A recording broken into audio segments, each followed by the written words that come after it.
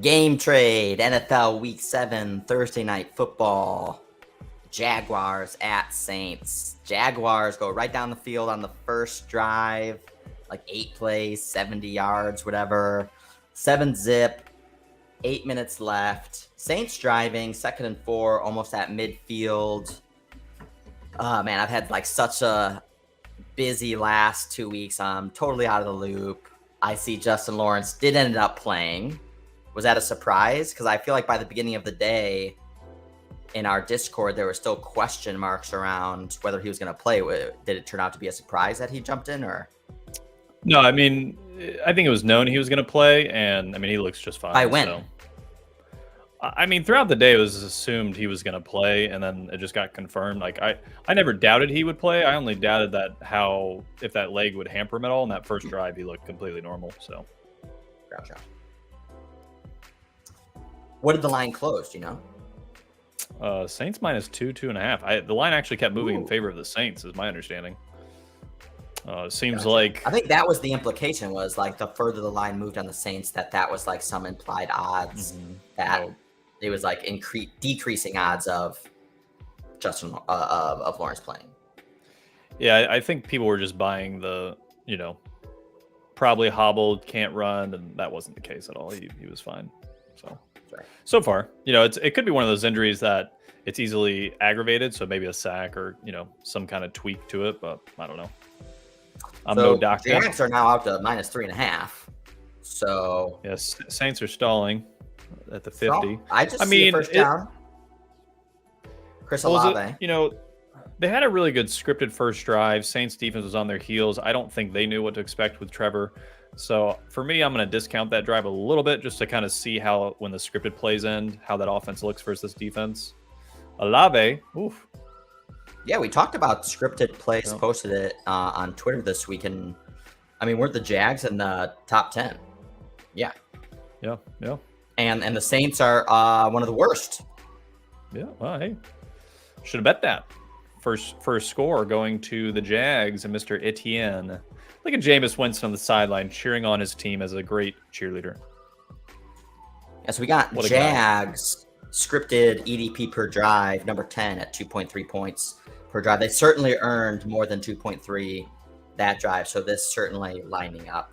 Oh, the Saints, again, this is certainly an admirable drive. They're certainly outperforming what they do. So they're about 23rd or so. What was the EDP last week? Do you know on the top of your head, Brett, with the Texans Saints? Because I mean, Carr threw for 350 yards and they only got 13 points.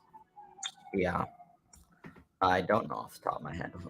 I'll look it up. We're live. We can do that. We'll do it live. Throw it, Carr, baby.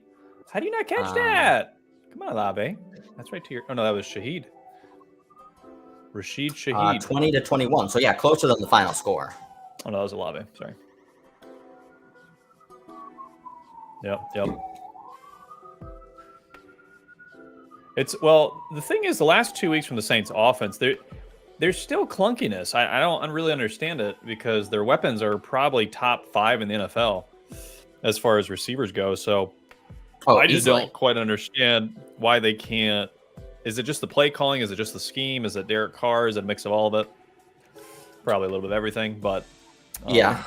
Offensive line injuries, certainly an element. Kamara still just coming back, so obviously they're missing him the first 4 or 5 weeks. And obviously he's not the same running back that he was in the past either. Jags still minus 3.5. Saints setting up for the field goal. Jags minus 180. Over under 43.5. I feel like I want to fade that. I think that's definitely going to come down. I mean, both teams have had to pick up some third downs here on these drives. Again, we can expect the Jags to put in a good first drive. We got that. And now it goes down to 41.5. What the? You talk about it, they nuke it. He missed the field goal is why. Oh, he missed the field goal. Damn. Yep.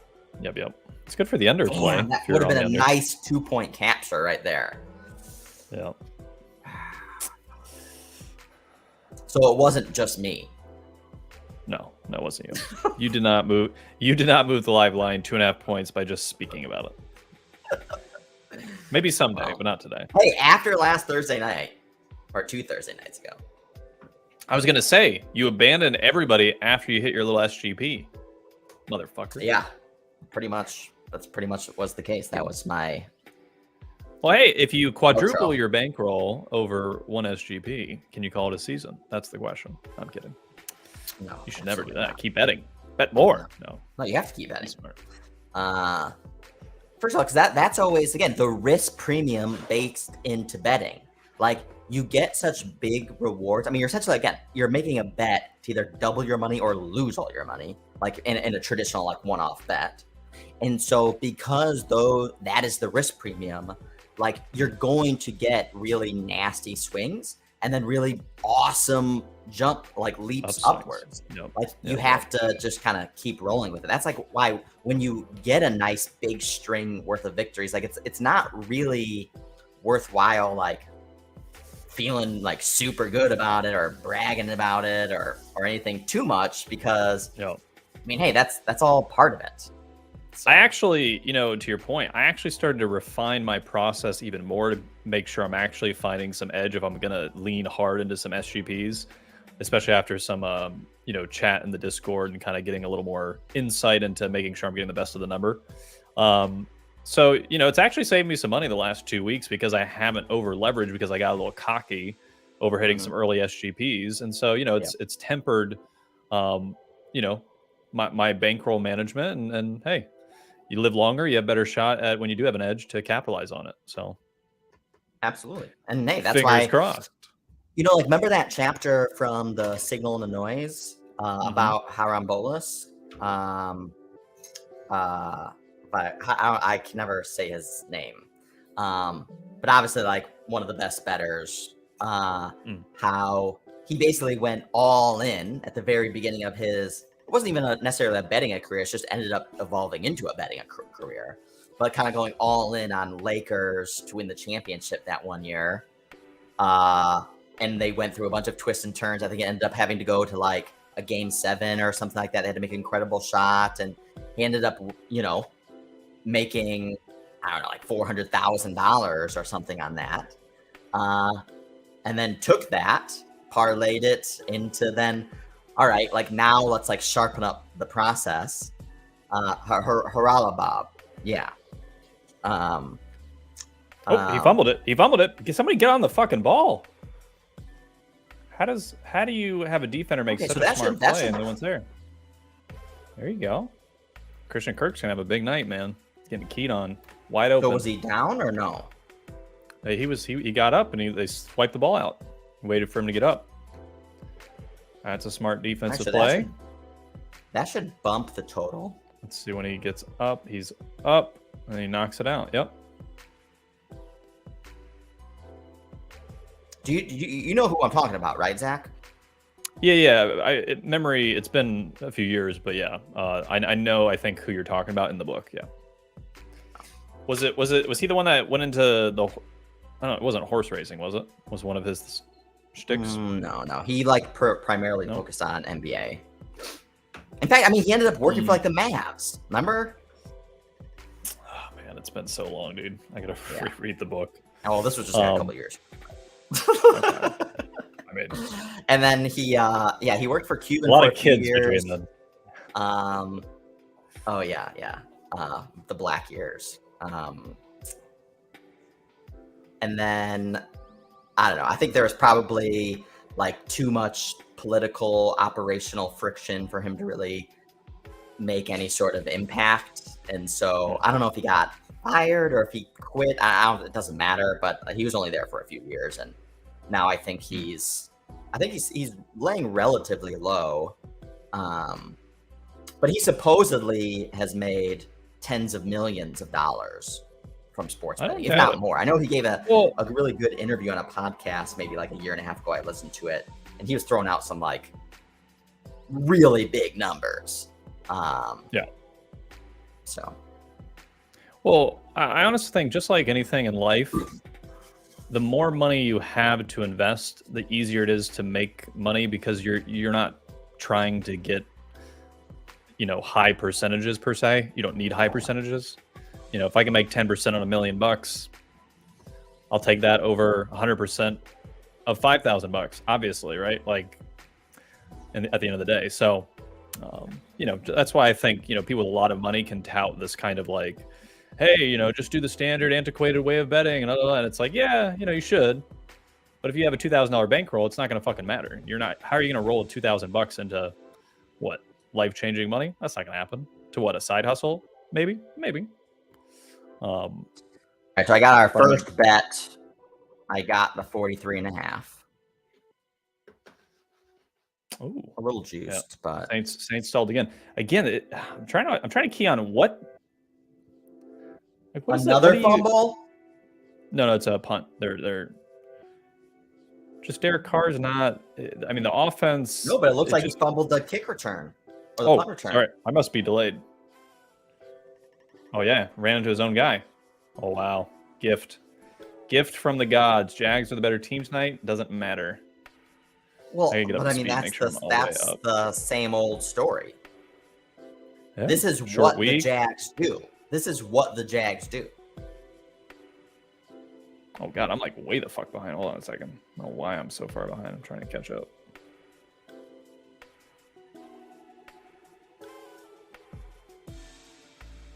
Wild. Yeah, terrible. Terrible. Butt fucked. Yeah. We'll call him Mr. Butt fucked. Excuse me. I don't want to swear. Okay, so Jags now out to plus 1.5. 44.5 the total. Well, fundamentally, these two teams don't look like on the same trajectory so far.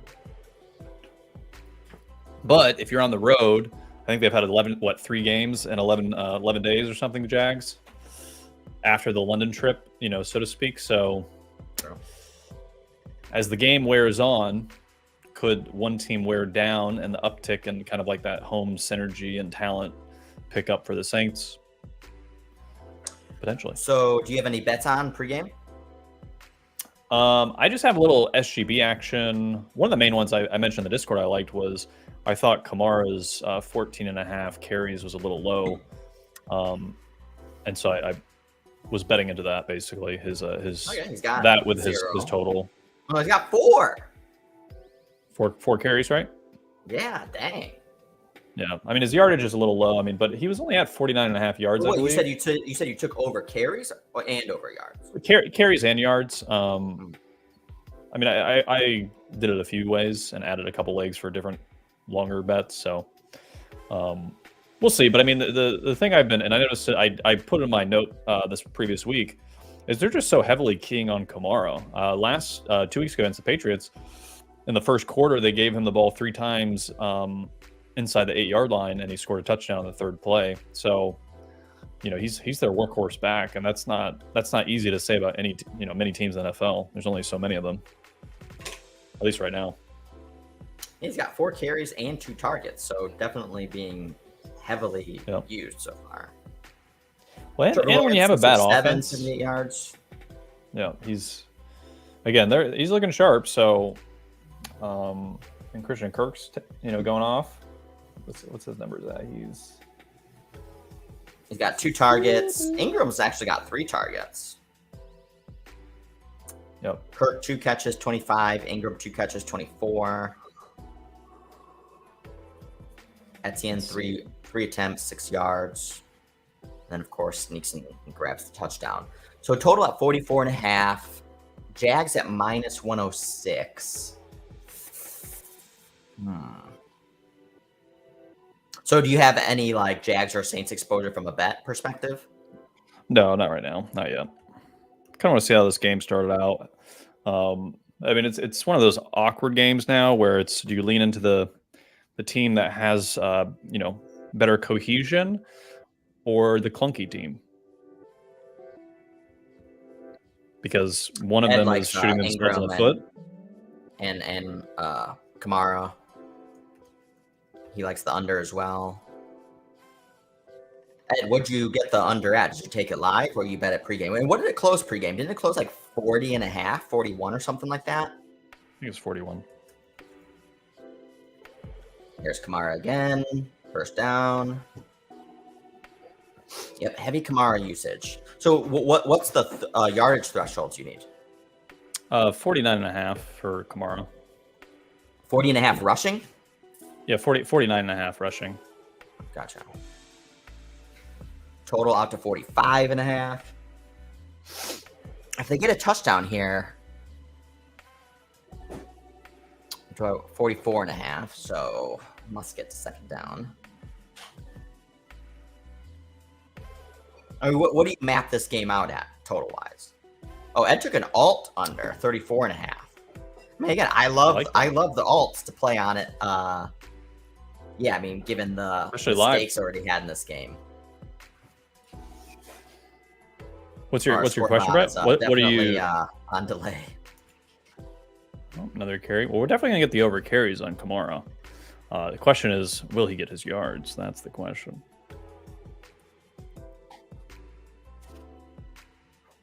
Versus Jaguars defense, I feel like he definitely should. Yeah, I mean they've been fairly stout recently.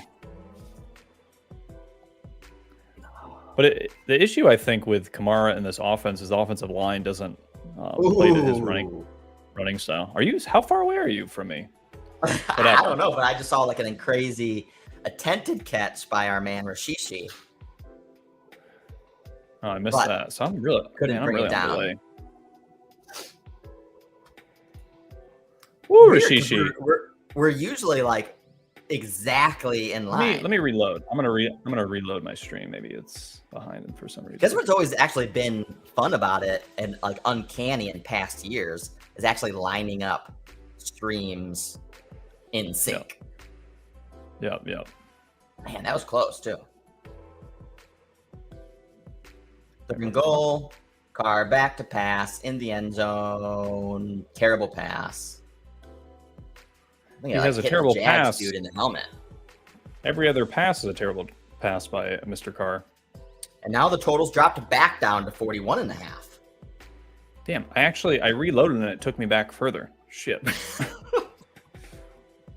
I don't know how to get it back. See, now I'm watching the third down play. Terrible throw. Should have been picked off. What's with everything's this like, I don't know. It's got to be the play calling too. Play design. It's pretty atrocious. Does anyone in the chat have a faster stream than like kind of how I've been play calling the game? Like he just hit the field goal. God damn, dude. They're now like, slapping him on the butt. We're still showing the kicker. Now they're showing Trevor Lawrence. He's clapping hands. Now we're in commercial.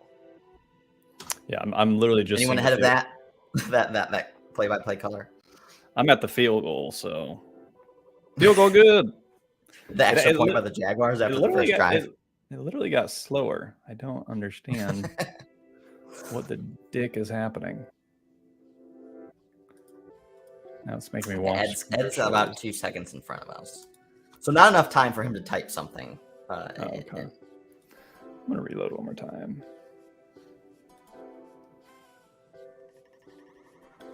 All right, so the only bet we got is 43.5 under, 41.5 now. Saints do finally get that field goal that they had been trying for quite some time. The third, I think, what was that? The third drive attempt to do so. Jags minus 2.5. Money line minus 146. Like this for me, like this game, it like doesn't seem great to do like SGP type stuff. I mean, obviously I could be wrong, but yeah, like I don't foresee like a lot of like big, fat, statty performances. Yeah, I mean I agree with you. That's why I did some unders, and just Kamara was the only one. Yeah, you can always do the under SGPs, of course. Like that's not outlawed. Well, I mean, my two best. But you can't boost those to the same extent as you can. Yeah, well, unless you do inverse correlation. Yeah, you have to get like But again, like when you're doing the inverse correlation, like that's Yep. yeah, you're boosting the odds, or you're dramatically adding the decreasing risk. yeah. Yeah. What I'm saying Well, is you can't lean into like a broad theme and kind of do a high beta version of it, like lean far out into that direction specifically, like you can with overs. Which I wish they actually could do, like all but under. I think this yeah. person's gonna get, you know, less than 2 yards. Like this person's gonna be a literal non-factor, 0. Yeah. I mean, it's our ideal in sports betting is a completely like liquid market that anyone can even create their own line and yeah.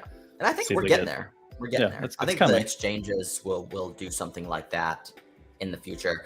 But the thing is sometimes, again, even in traditional finance and traditional Wall Street, like when you have like a really weird trade, you don't just like put it up and like publish it and like somebody takes it right away on the other side. Like literally, you still have to like make physical phone calls across the street to try to figure out, is there appetite for something like this? And it can take days, weeks to execute. So when it's something super timely like sports, when like the max kind of duration you have is a few days, really. Yeah. But still, I think we'll definitely get there. I dig. I mean, I think even just like algorithmically, again, it's probably going to be super juiced. But I think more and more so, like sports books will come out with you the ability to like create your own custom bet, and they'll give you the odds on it, and they're gonna get by far the better of it, because that's what's gonna help them protect themselves against them not really knowing what they're doing.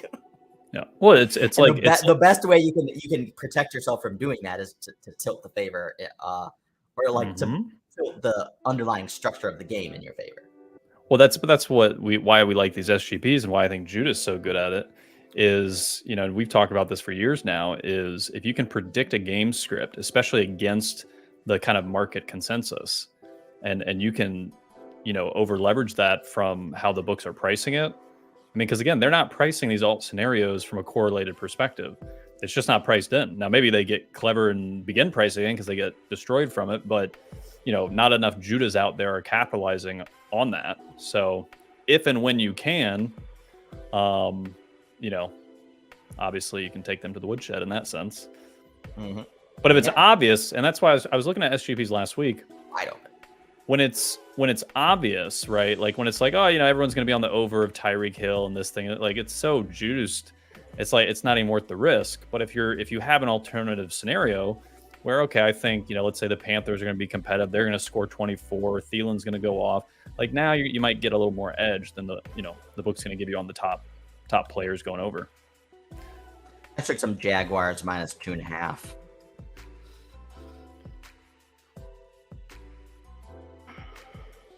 You like it? No, yeah, like it. I don't mind it. It's not, you're not really seeing much from the Saints to back at this point. So you're just going to have to kind of bank on a Saints kind of reversal. But again, the offense has been so clunky for 90% of the season. It's hard to trust that if Jacksonville continues to be consistent on offense, how are the Saints going to score? We don't know. I just looked, because again, I did this a couple days ago when I thought the implication was that, FanDuel's telling me I bet $660 in the last 31 minutes. They're telling you that? Yeah. Are they asking you to call? Hey, make sure you play responsibly. Hey, buddy. Too much money is coming into our vicinity here. Slow it down, crazy. It's a Thursday night. They should be bullying you. Say like, "Hey, pick it up, son." You want a 2-for-1 on that? You want to boost that bet, buddy? In fact, you know, if they really wanted to get sharp, the more you bet, in fact, they should throw custom bets at you.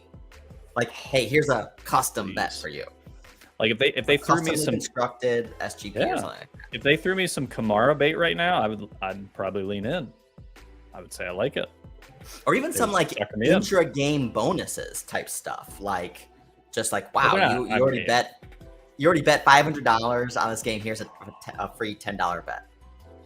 They're not sophisticated enough to do that yet. It's not worth their time yet. Yeah, so we got Jags 2.5, under 43.5, currently total 41.5. Anybody in the chat make any live bets on the game yet, or anybody build any SGPs in this game that they're still feeling confident in? Confident? No. I got 0 SGPs, so I want to build something.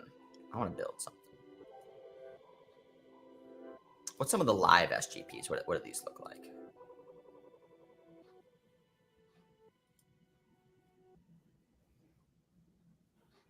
Oh, baby, I wanna say. Maybe I'll lean into some of your Kamara. Alt receiving. No. No? Do you want you don't like it anymore? I mean, remember, I screenshot that one I shared in the Discord last week, and I sent it to you too. Is you can take advantage of some of like the very kind of short-term tactical SGPs that they put together for you that are fun and I think are certainly mispriced. So, some Jaguars across the field to midfield. Like the one that I did last week was like Devontae. Like both teams were starting to move it, and the pace of the game was starting to accelerate. And it was like Christian Watson 20 yards in whatever quarter it was. Devontae Adams 20 yards in whatever quarter it was, plus 1,000. And it happened easy. Devontae Adams got like 4 catches after I made that, and then Christian Watson had another like 2 or 3 catches after that, including like one massive bomb. And again, plus they're kind of fun to do. So I'm looking at some of those now.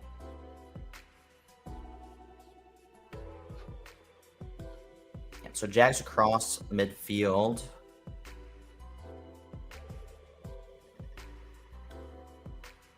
Kirk's got 34 yards.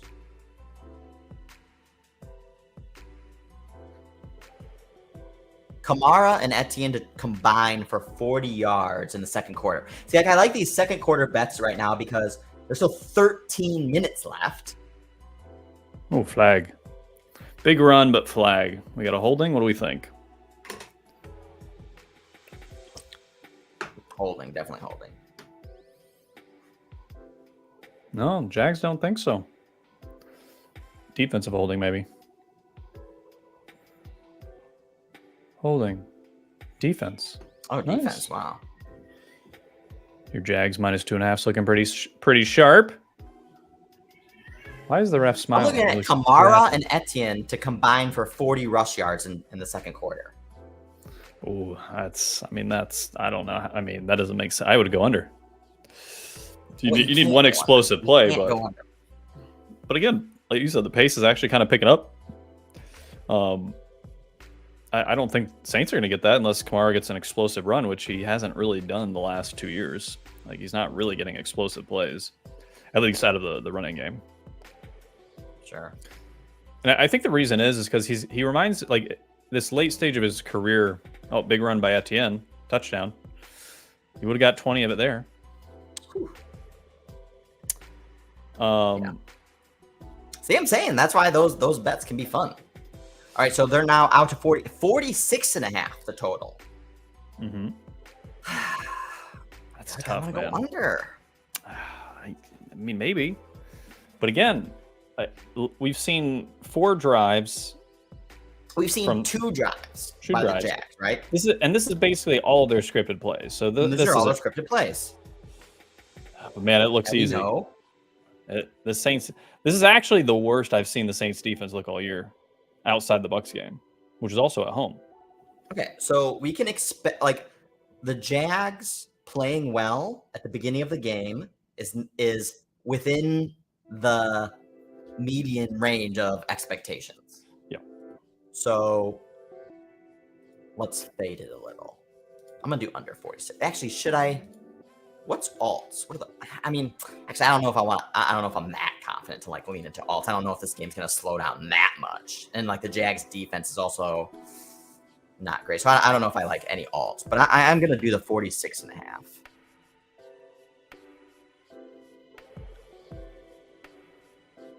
Jags should be up 20. Yeah, well, no doubt. I don't know if they should be up 20. I mean, they should definitely be up 2 touchdowns. Could be up 20. They're clearly the better team. Let's just say that so far in the game. All right, so we have under 43, Jags -2.5, under 46.5.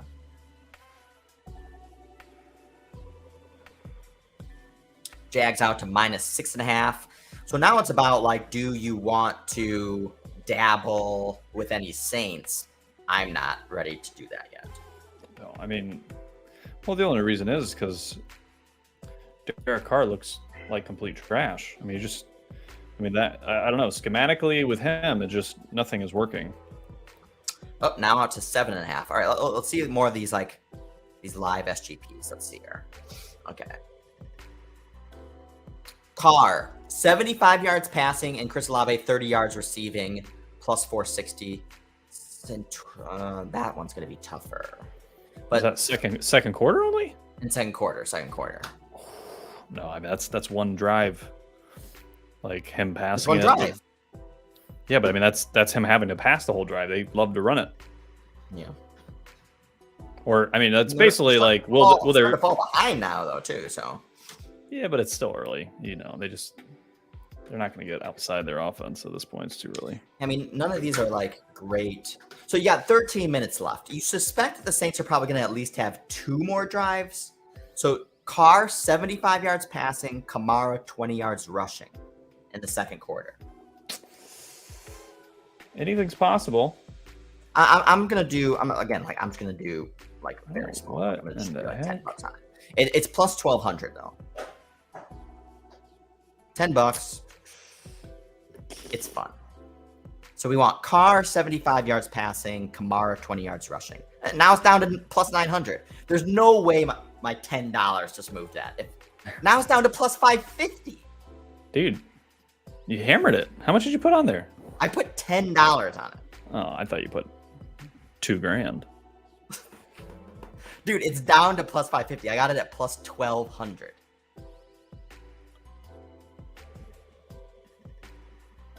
I'm telling you, man. Like, Teddy thinks the Jags are going to the Super Bowl. Who are they going to? So I have like a lot of futures like based on the Jags being good this year, and yeah, they're just too inconsistent though. I don't know. They're too sloppy. It's a Doug Peterson team. It's very tough. Yeah, I don't know if it's in the cards this year, but again, every team looks like they have their woes, their own woes. So, all right. So Carr 75 yards passing, Mara 20.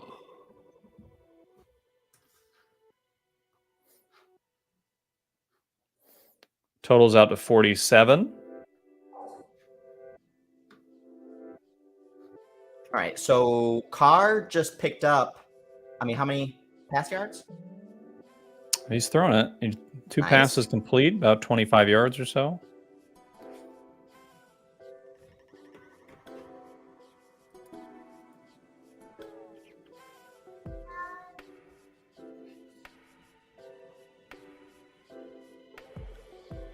All right, so we got Carr to 23 yards. Wait, you took the 75? Yeah. Well, they're going to... There's Kendra Miller. I don't need any of that. You're going to get 71 yards on this drive with Carr if they get a touchdown. Teddy's a Niners fan, just calling as he sees it. So what, you think it's going to be Niners-Jags, I suspect?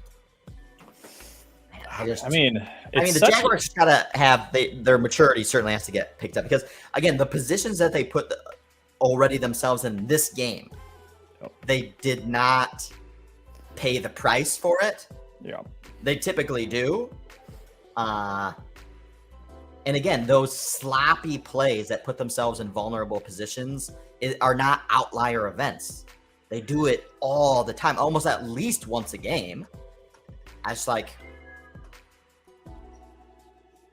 Yeah, I mean, and special teams. And don't you think, Zach, like you look at the Bills, I think the Jags got a big bump in kind of reputation after beating the Bills in London.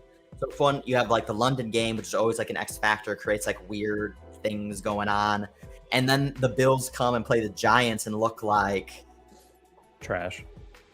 They look like I feel like the Bills, like they always put in 1 or 2 of those games a year. Oof. He just Carr loves throwing up these jump balls. Like where's the route running? Jags would have went to the Super Bowl last year if they didn't fumble on the 4-yard line. I don't know about that. They're going for it. I feel like the Chiefs like pretty.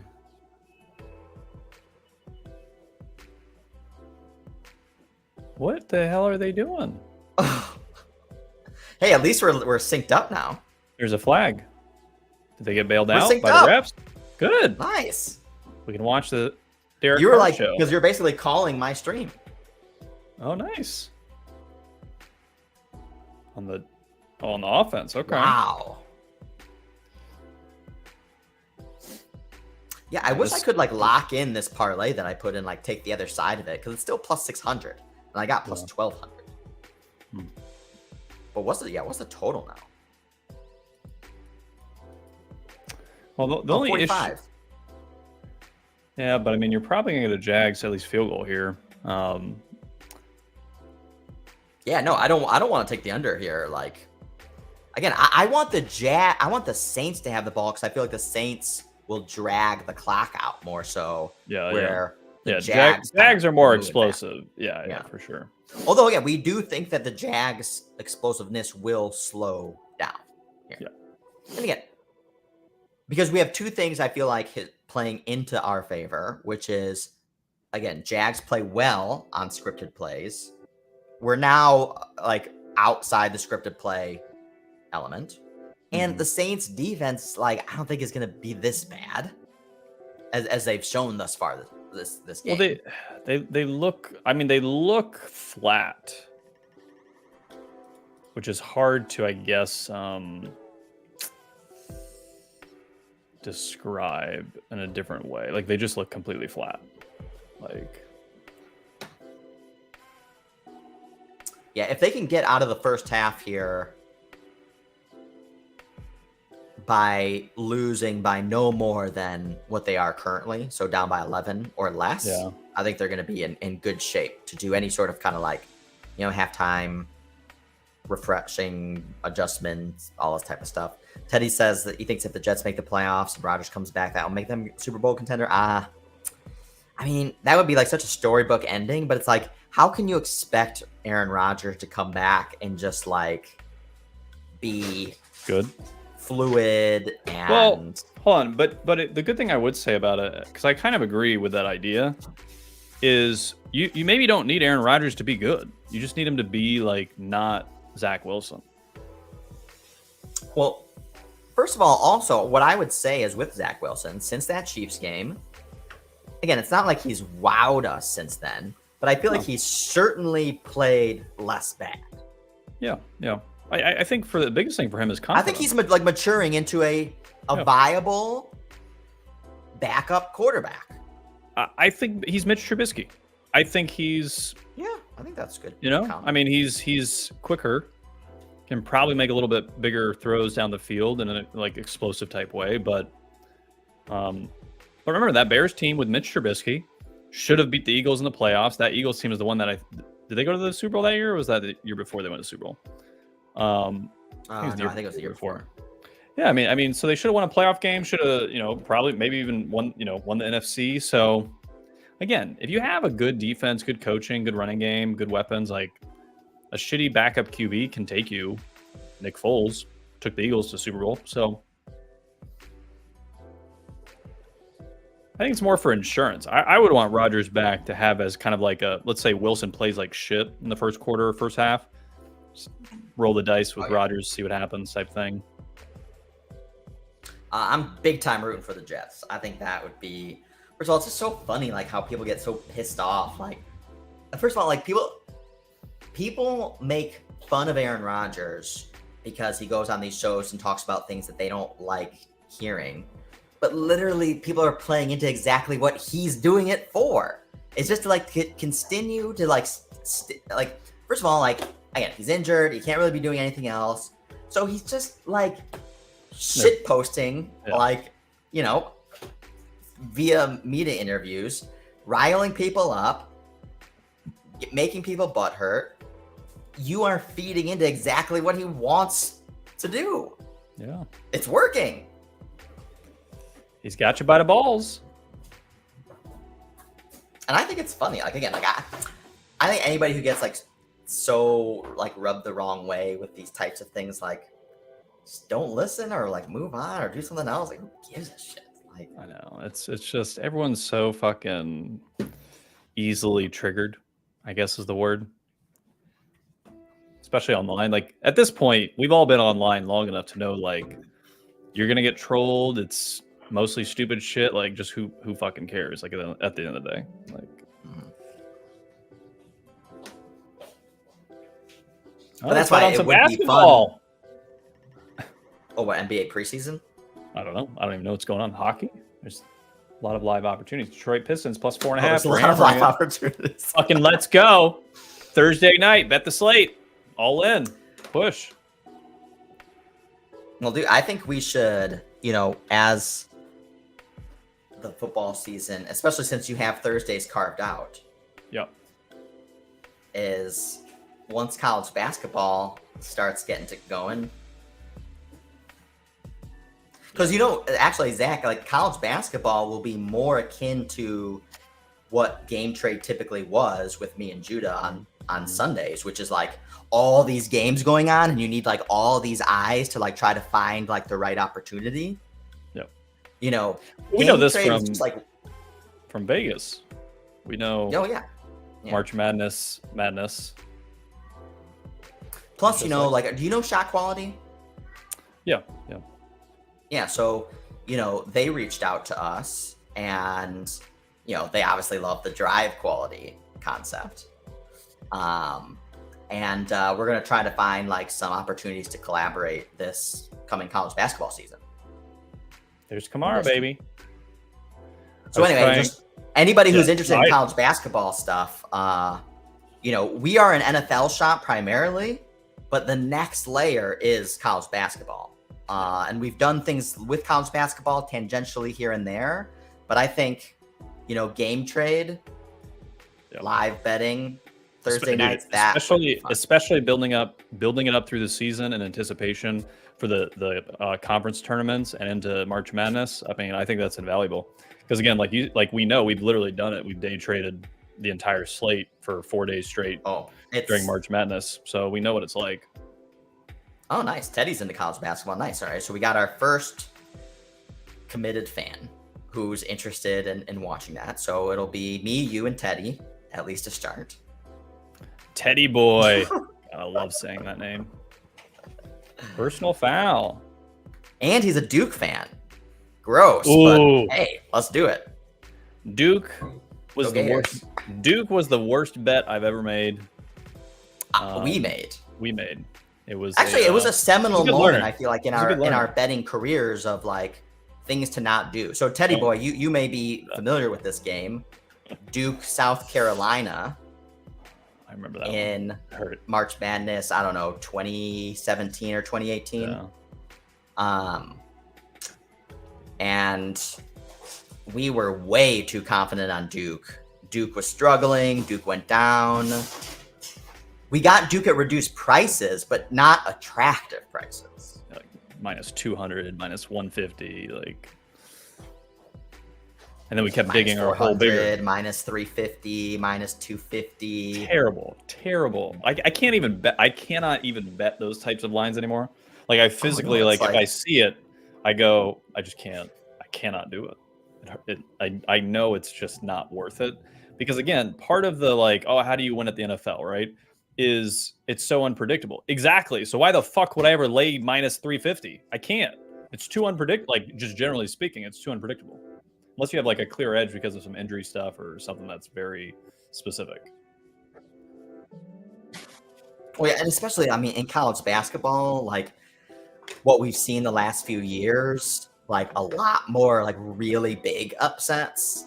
I think that was the one that you were talking about. We were about what's that one old bettor's name? Fezzik. You bet 100 grand on Purdue to win 1,000 or something? and it lost. Like it couldn't do it. No, I just never bet that in a million years. I don't care if it's going to win 99 times. God, this is so bad. The Saints, like, I mean, they just can't do like they can't close. There's no offensive like rhythm scheme. I don't know. Every time I watch a play, I go, I don't know what that play is. I don't know what that like. What are you trying to do? No, it just looks like they're playing in mud or something. Have we seen Cooper Flagg yet? 5-star high school? No, I do not know anything about college basketball yet at this point in time. It's still too early. Yeah, we generally rev our engines through the rest of the beginning of the season into tournament time is when we really and the last like year, the last 2 years, I would say I have started to warm up to it faster, but still like I'll start to gauge some things like the first week of November, start getting a little bit of a sense, but yeah, football is still kind of first and foremost. So Saints now to 7.5, 43.5. The total. He's 16 years old, but he's gonna play this. Is he gonna play this season? 16? Wait, he's 16. Can you play? I guess you can go to college early, right? I mean, can we make money on him, or it sounds like just like a Freddie Adu thing? They said he'll be a future number 1 pick. Okay. I mean, a lot has to go right still. Yeah, we should we need to create a college basketball channel in the Discord. Yeah. Now is the time. Yeah. As that starts to warm up. Especially from a March Madness perspective, especially keying on just like how teams directionally function, like what's their kryptonite, with college basketball. I actually don't think you need to know that much from a like going into March Madness perspective. You just need to kind of know directionally like how these teams fare in certain types of matchups almost, and that's where you can find some of that edge in the right spots.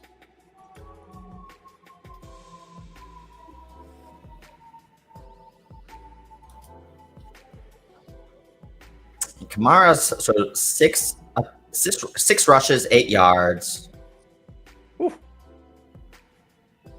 5 catches. 4 catches. Yep. Well, they're in the behind game script. You're gonna get a lot of Kamara, dump offs, and it's just bad. What would we do differently if we were coaching the Saints? Everything? More passing plays? No. I mean, it's like the execution.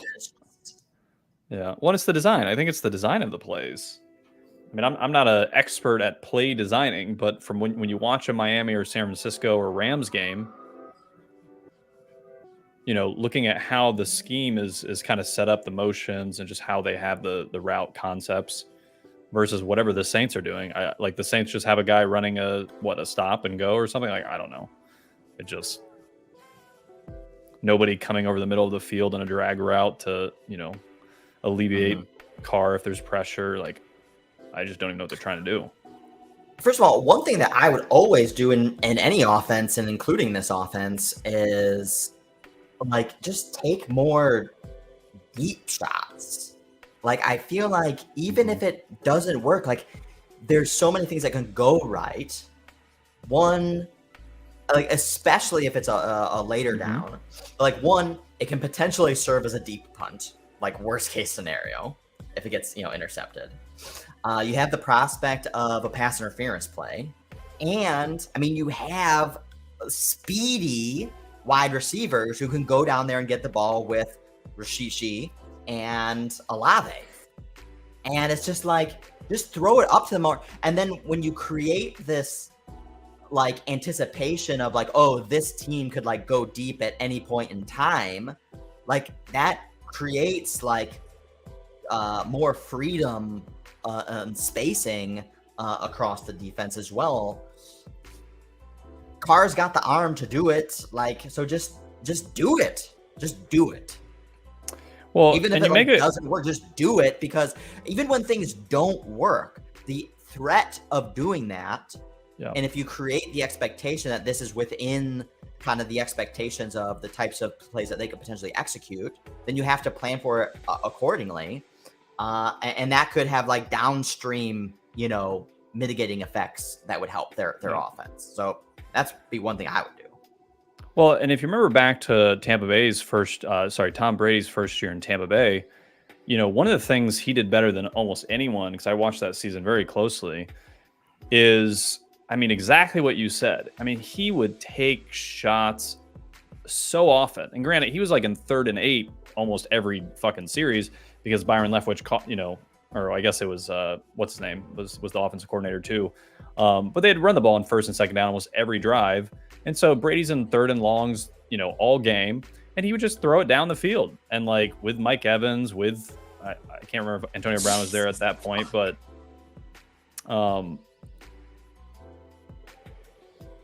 Saints got it. So to your point, Brett, at minimum, it opens up the defense. And, you might get Tom Brady got so many PIs that year. Obviously, I think he got one in the Super Bowl 1 or 2 times versus the Chiefs. So, like, to your point, like, well, and that's something that like Aaron Rodgers would do a lot as well.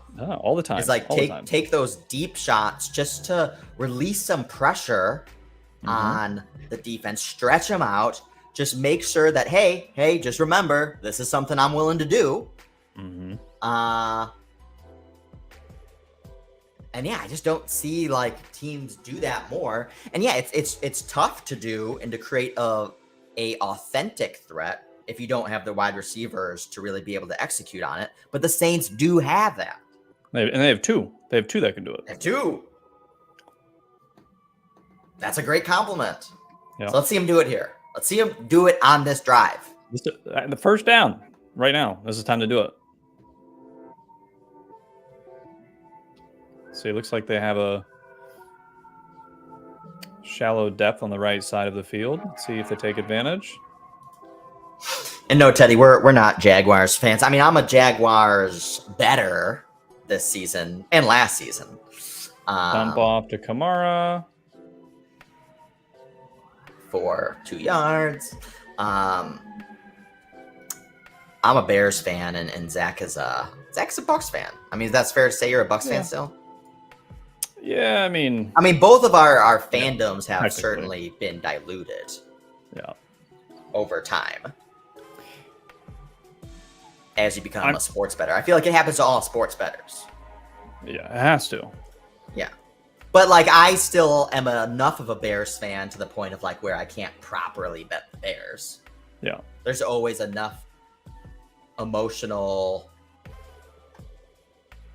poison in there to affect my handicapping that. Same thing with the Florida Gators. Okay, I just can't bet these teams. Oh, so wait, did Kamara just get 8 yards? Receiving. Oh, fuck. Rushing, he got 1 yard. Or it was 4 yards receiving. Yeah, 7 carries, 8 yards. Oof.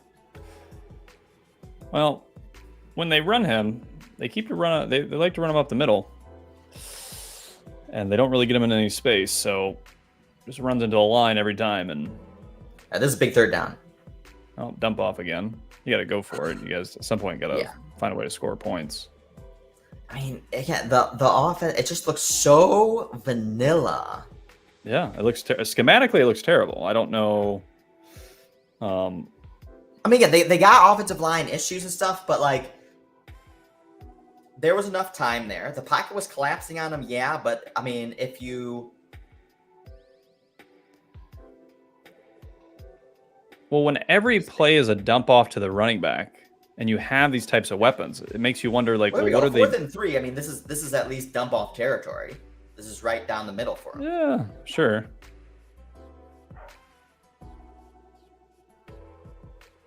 Just don't get sacked. There you go. There's Kamara. There you go. Man, this is all Kamara. It's dump off city. Whatever happened to Mike Thomas? He's old. He's like He showed some 39. flashes like early on in the season. He's got 2 targets. Yeah, no he had one catches. good game. Okay. I mean, he's in there. Oof, and the left tackle got blown by. That would have been bad. That's why that looked like, oh great, here's strip sack. Huh? Oh. And they're not even running it to Kamara. What the fuck? Well, they gave him a break because he's a wide receiver out there.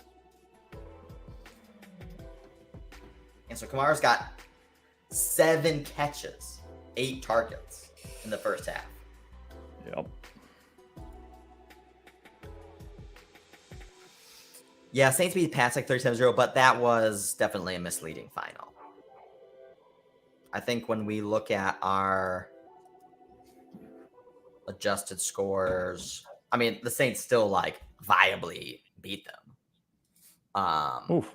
But obviously it was like a Well, lot of it was turnovers, quite a lot of short fields. I think it was when was that? Was that week 4 or 5? Oh, week 5. Yeah, so we have it like 18-5. So still a decisive victory, but not nearly the like, whoa, 34-0, got to upgrade the Saints. Yeah. Like, no. No, it was a lot of turnovers by the Patriots, and Saints just punched it in. Yeah, I mean, in fact, the Saints probably should have scored way more than they did. Yeah, that's a good point. God, this offense is terrible. 3rd and 8. Oh, 4th and 3. What's so weird is Carr's like first and second read every play is not there. It doesn't make any sense. How is Olave, Thomas, or Shaheed not being schemed open? And this is how bad you know it is for real. You ready? Last week, Taysom Hill as a tight end had like 6 catches. He's throwing it. Taysom Hill in this game too. He's not been No, involved. but what I'm saying is they're throwing it to Taysom Hill as like an option on the offense to throw the ball to. That must mean it's a really bad offense. Why are you throwing, like, we know what Taysom Hill is. He's not a wide receiver. You shouldn't be throwing the ball to him 6 times in a game when you have Michael Thomas, Olave, and Shaheed and Kamara. What the fuck? Like, he's literally, like, and you have Jimmy Graham resurgence. Like, what are you doing? So, it's got to be schematics coaching number 1, QE number 2. Hard to bet the Saints. Who's going to win this also, division? One thing we didn't mention is Jaguars haven't done jack shit since those first 2 drives. That's a good point. Will it matter? I don't know. No, but at least though that lines up with, again, kind of expecting a little bit of a fade after those scripted plays run out. 43. What do you think? I think that's still alive. So we're putting it at, let's see. Yeah, I got 42.5. Let's see, 20-17, maybe 23-17. If assuming Saints That's have still a run. still easily under that. You got 43. I would take 43. Yeah, might do. I'll do a half, little half I got 43. unit. I got 43.5 and 46.5. All right. I guess it's all dependent on, do you think the Saints are going to pick up this 4th down? Oh, are they going to go for it? They kick a field goal. I think they might kick a field goal. I mean, if you're the Saints, it's 4th and 5. They're going to kick a field goal. The way they're playing, they have to, because you got to cut it to a 1-score game. Yeah, and they're at home. They're at home. Yep. They're not like notably aggressive. Well, and they struggle in the red zone. 5 yards. Well, they also struggle in the red zone. So the problem with going for it is, okay, you get it. Then what? You still got to score a touchdown. You're not going to score a touchdown. You suck. So. Oh no, that's why I would love bet for them to make the 4th down. Then as the total bumps up, then bet the under. with the expectation that they end up settling for a field goal anyway. Anyways, that's actually quite smart. I like that. And with less time. But yeah, they're probably going to kick a field goal. Yeah, I think they will. That's my bet. Can I bet on it?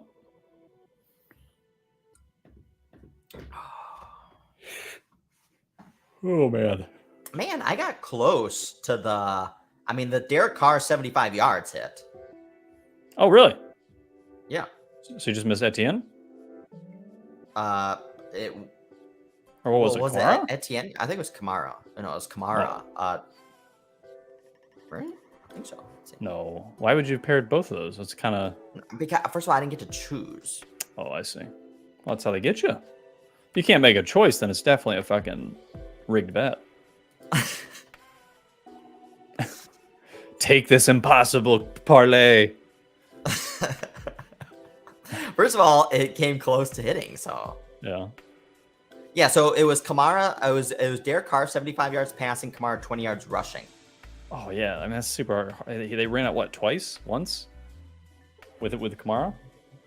I mean, it's plus 1,200. See, if it was Kamara's receptions, I mean that would have been fucking phenomenal. Yeah. Got to get that correlation. You literally had inverse correlation, so that like super fucking difficult.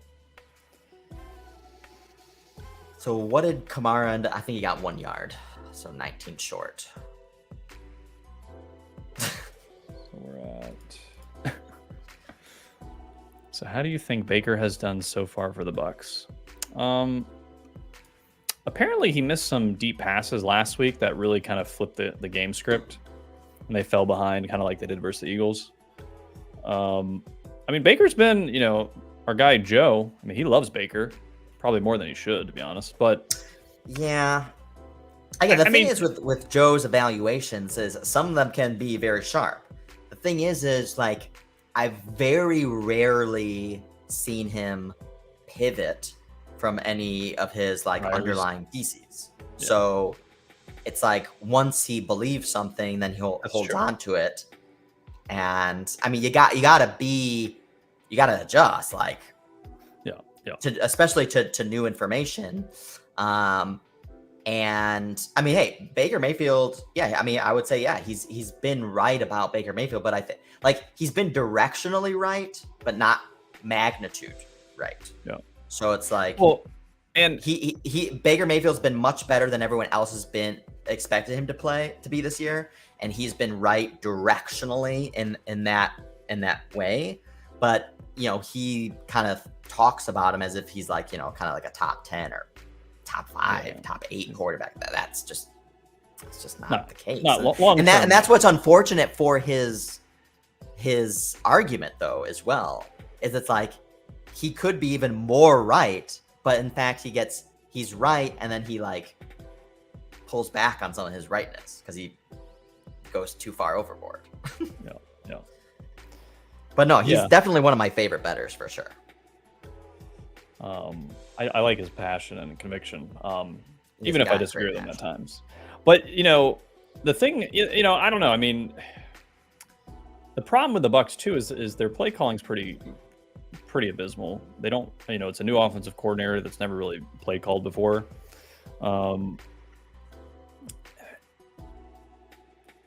And I think there has been some variance that's gone in favor of Baker so far.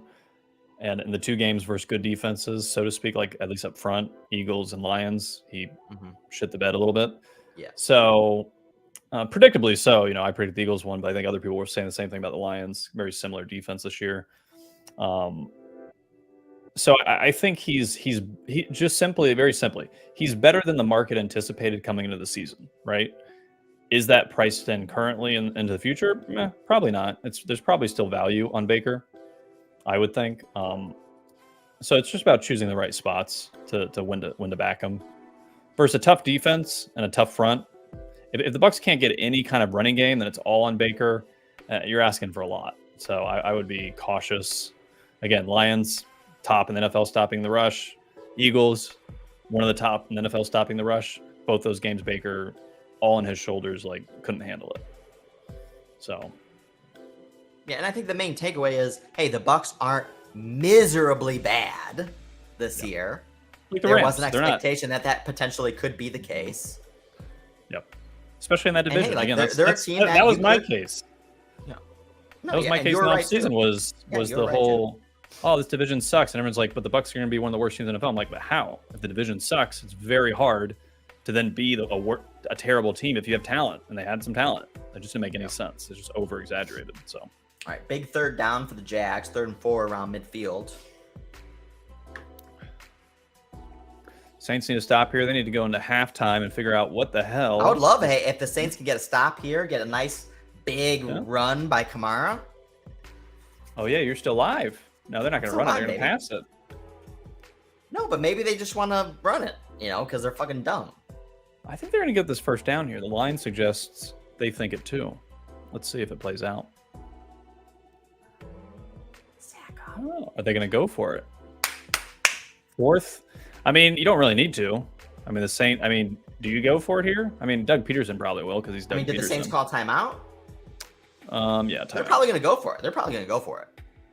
Yeah, I mean, man, this you know what? This is like this is a very difficult call because again, with the time on the clock, the fact that the Saints have not been able to move the ball, like if you don't get this, the downside is pretty big. You're taking a game that you got a comfortable lead that you could potentially go in, you're basically putting the Saints almost in field goal position. Oh, yeah, on 1 or 2 first downs. So they're going to punt it, I think. Well, it's to your point is I don't know the analytics of this on top of my head, but I think I would say they would say probably go for it. Yeah, probably go for it. But again, at what point does the competition matter, right? If you're confident the Saints aren't going to figure out their offense this game, don't give them any chances on offense, right? Like, isn't that it? Like, sounds kind of antiquated, but no, it doesn't. Because again, and those odds are based. They did a fake. First down. Nice. Is team and opponent agnostic. Yeah. Oh man, the Saints guy is like really pissed that they did that. That's Peterson for you. I was actually surprised when he pulled the offense off from Peterson's coaching style. So the play fake makes some sense. What is 12 doing? He's not paying attention. Oh man, like that shouldn't have worked out too. I mean, what was that Saints guy doing? Just got lost. It's a good throw. What a dumbass. That guy might be a NFL starting quarterback someday. Better than Desmond Ritter. Like Tyson Bagent. Hey. Who is this Tyson Bagent guy? I literally know nothing about him. I guess he's a Division II rookie who I saw a funny tweet today, something along the lines of like, last December, Tyson Bagent threw 2 interceptions, had a fumble, and got sacked 5 times versus a team called like Colorado Coaling Mines or something. So, is Fields done for the year? What is Fields' status? I don't know if he's. I don't think he's done for the year, but I think he's out for a couple weeks at minimum. I think he's got a dislocated thumb or finger or something like that. Is Tyler Bagnet? Tyson Bagent. Okay, Mr. Bagnet. So he fumbled in the Vikings return for a touchdown. Then he had a nice 8-play, 75-yard drive for a touchdown. And then was driving the Bears down again for a potential game-winning touchdown. Yeah. And then threw an interception. The thing is when I watched his highlights from that, because I didn't watch the game itself, but again, from the drive quality perspective, that was one of the games that we actually had the Bears winning. Oh, wow. And also because interception. There's Kamara. Come on, just look at. There's 30 seconds left. They might not try to be aggressive. They do like a shotgun draw handoff to Kamara. And Kamara 25 yards for 25 yards. He'll scamper, but it won't be for 25 yards. probably 2 yards. Why is Yeah, he? Teddy Boy says Vikings almost blew that game. And basically, again, like the drive quality is not going to take into consideration like the points off Ooh. turnovers and things like Ooh, that. ball So hits the ground. So is it still a pick? I don't know. That's a tough call. It was ruled a pick. I'd give it to him, Yeah. but I'd reverse give it to him, especially because I have the under. Like I'd give it to him. At least you're honest. Well, I have the under. So can you give it to that guy? Official review. Terrible throw by Trevor Lawrence. I mean, I think the announcer guy, he's saying that they should. he kind of he's got his hand under the ball enough. Yeah, it looks like it's kind of like on his Yeah, you're right. Actually, you're not even sure if it hits the ground. It looks more like it hits his hand, kind of with the ground. So, yeah, you can't. I don't think you can overturn that. No. Oh man, if they get this INT, this under is looking beautiful. Yep. Well, and again, especially in the second half. And what I love about it, it's playing perfectly according to the thesis that we lined out. Yeah. Yeah, I think he already had it, and the ball moved the ground moved the ball.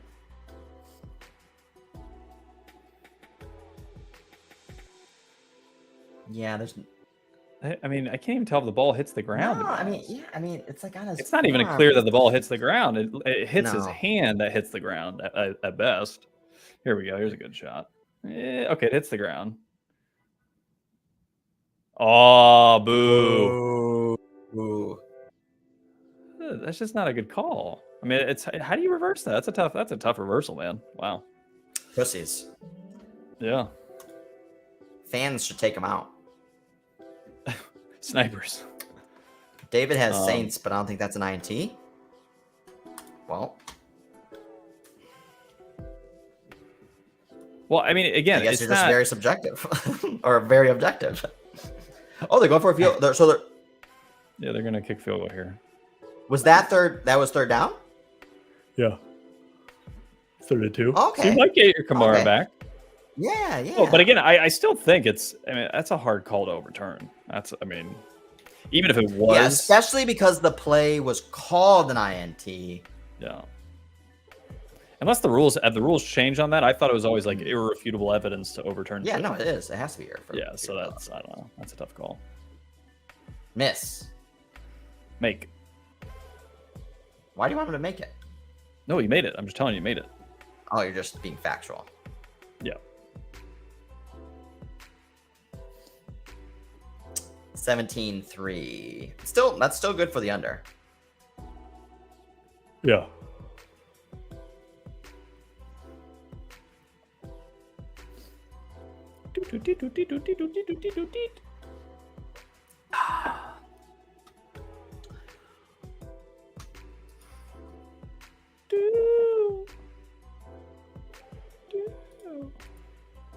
So 17-6. Saints are plus 7.5 currently.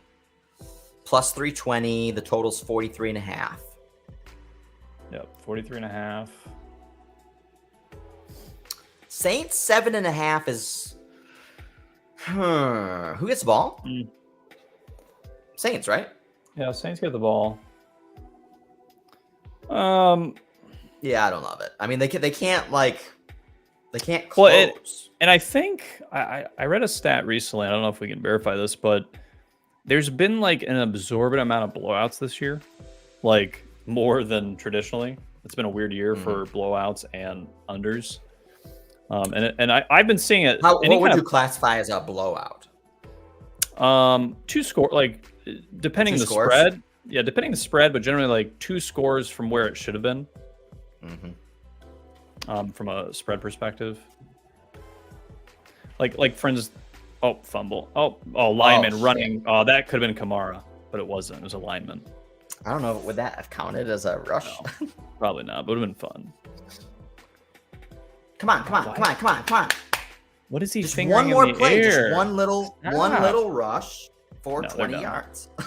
They're going. They can't. This offense is god awful. 1, 2, 3, 4. Throw it, guy. I don't know what do you want, David? God, he looks like such a little pansy back there. God. Why did they pay him so much money?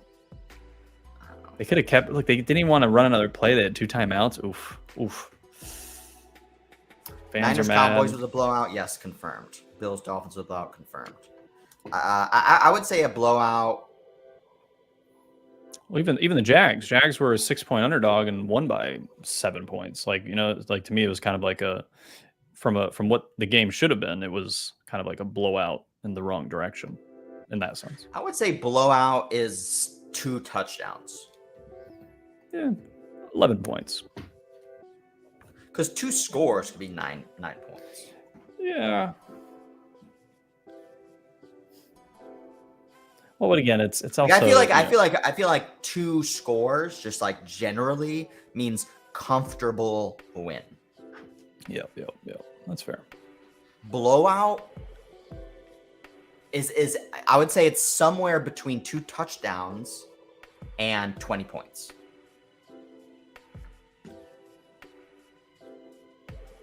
All right, so should we talk some Lions for this week, Circa? Yes. Circa. 3-2 last week. Probably should have been 4-1. Yeah.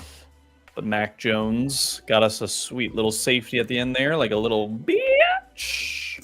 Yeah, I mean, I didn't really like that pick to begin with, though. So I mean, well, I mean, it's 5 picks. It's gonna be hard to like all of them. Yeah, and then, I mean, again, we keep doing it, picking those Monday night games. Monday night, Sunday night football game. I mean, have we won yet? I mean, we picked them a lot. That's for sure. Probably not based on our record. It's been pretty bad this year so far. I think we can turn it around. At least get competitive, have a chance at one of the quarterlies. Oh, for sure. But all right, keep talking. I'm gonna get some candy. Take a poop. Give me energy. All right, here we go, guys. Let's talk some games this week. Falcons Bucks. We got Falcons plus 2.5 and Circa. Let me see what the line is this week. Real quick, let me pull it up. Bing, bing, bing, bing, bing, bing, bing. What the hell? I heard someone talking. So it's 2.5 still. The juice is on the Bucks, so it's heading a little bit towards 3 potentially. I don't know if there's any big injury news as far as Atlanta, Tampa. I mean, Tampa's. This is what I predicted with the Lions game. I just couldn't find a good angle to where the Bucks offense would be any good in that game. Is they keyed on stopping the run for the Lions, and that worked. They stopped the run pretty effectively. And as we know with Atlanta, what do they like to do? They want to run the ball. And they have Desmond Ridder as QB. So, to me, it's going to be hard to back Atlanta in this spot. Though, Ridder, to his credit, has played a little bit better the last 2 weeks than he did the first few weeks. Totals 37, so low-scoring game. To me, the question is which team do you think has a bigger edge when their primary game plan doesn't pan out? It's tough. It's a good line. I don't see a lot of edge either direction, to be honest. LaCroix? LaCroix? Are you drinking LaCroix? Well, you're always drinking one, right? Yeah, I got a LaCroix. I almost finished it on stream. Maybe we'll get a sponsorship from them someday. Ooh, that'd be cool. If you over leverage, drink LaCroix. Yeah, it keeps you betting.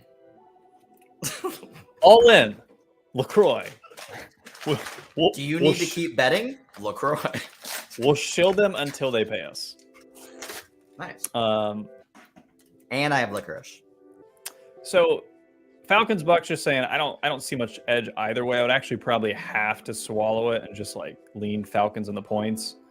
But I think Bucks went a long way to fix their stopping the run, which is what Todd Bowles wants to do. And so the Falcons, obviously, that's what they want to do. So it's really going to come down to can Ridder make some big plays down the field, which he can. It's he's got weapons, at least from that side of the ball. Raiders, Bears, we touched on it. Can you back Bagnet versus the Raiders at home? I think this could be just real quick from a macro perspective. I think this could be a Bears, like it's over. Like the experiment with Field, like it's all over. Like they just like everything. It's just like because he's gonna look so good. No. I mean, just that the team is just kind of like, they were wishy-washy on Fields. Now it's like, well, he's hurt for a while. Bagnet comes in. If he sucks, like, fuck this. Like, season's over. Nobody cares. Like, we're just fighting for our jobs. Like, bad coaching. I don't know. It's just kind of, I don't know. Maybe I very well could be the opposite, but I wonder if this is that type of game where if they don't have a good showing, if they don't win this with the backup, if he's terrible, if the Bears become a very difficult team to back the rest of the year. So our Raiders are going to have backup too. So I don't think Jimmy G's playing, right? Oh yeah. Well, is it Hoyer or is it O'Connell? Is it O'Connell? Is that his name? Good question. Oh, it's the battle of the backups. Interesting. I think Raiders definitely have an edge in that scenario, just fundamentally speaking from a team makeup perspective. But don't love it either way. We'd have to have like a real edge trying to key on these quarterbacks, I think. I mean, again, the thing we talked about in the past is betting these backup quarterbacks plus points at home. The thing is, I guess they both have backup quarterbacks. So, well, that's what I'm saying. It's not so. Well, that's why the line I think is short. I think obviously if it was just Bears backup, it would be closer to probably at least 4.5, if not closer to 6. Browns Colts. So Browns, are they still without Deshaun Watson? I mean, if so, I think the Colts are very live here for the win straight up. Are they? I mean, I know it's like, yeah. So I mean, it's like, I mean, they had their big win last week. He's back on the practice field. Okay. And again, he's wishy-washy anyways. Again, the thing with teams like the Browns, there's a reason why they're 3-3, and it's not just injuries. It's that you know what they are, right? So just like the Falcons, why are the Falcons 3-3? Because you know what the fuck they are. You know what they want to do. You know how they're going to play. So just it takes all the guesswork out of like, oh, what are they going to do? You know what they're going to do. Can you stop it? That's the question, right? So it's like the Browns. You know what they're going to do. You know how they're going to play. Can you beat them at that game? Yeah, maybe not. But there's not a lot of wild card, I feel like, when you play the Browns. Lions Ravens. Why are the Lions +3? That line jumps out at me as a little like, huh? Why is it +3? Well, what do you think it should be? Pick? Again, I discredit home field almost entirely. So yeah, at least pick, if not Lions, even like favorite. Well, I'm down for Lions +3. I would favor the Lions like -1. Though it feels wrong, just fundamentally speaking, how these teams generally match up. I would definitely bet Lions -3.5 alt. Alt, yeah, I dig it. Though it's tricky because we're definitely getting too much value on the Lions, which makes me think this is like a total trap spot for the Lions. Sure. Like just like situationally. Goff on grass in like potentially, I don't know what the weather's going to be like, but like just Harbaugh. Elements. When there's elements, not good. The thing to key on, right, with Goff, we know what it is, which is, can the Ravens get pressure on Goff with 4 down men? That's the equation. Goff will play well if you can't do that. Bucks couldn't do that, right? We knew that was probably going to happen. Couldn't do it. Goff was just fine. They couldn't run the ball because they keyed on the run, stopped the run. Yeah. Ravens, can they get pressure, probably up the middle, on Goff with 4 guys without blitzing, because he's top 5 in the NFL, the last 2 years in blitz, I believe. Bills Patriots, 8.5. Woo, it's a lot. A lot of points. I mean, the Patriots are just like, I feel like the Patriots are almost unbettable. Really? So bad. But all right, but let's unpack it real quick. What's happened? I mean, they did not even look good versus the Raiders. I mean, the fact that they even got as close as they did, like, what was? But what's the like? Is it coaching scheme, players? Like, what's going on? Talent. I mean, first of all, they have no talent. Yeah. And the talent they do have is hurt. Okay. So we have Patriots justifiably losing to the Raiders. So not even counting again, like the bullshit, safety and all. Again, like this is trying to strip out all of like the noisy factors and trying to zoom in to who had the best drives, who earned the most points on their drives. Raiders were clearly the better team here. When we look at just overall kind of EDP, I mean, the Patriots are 30th.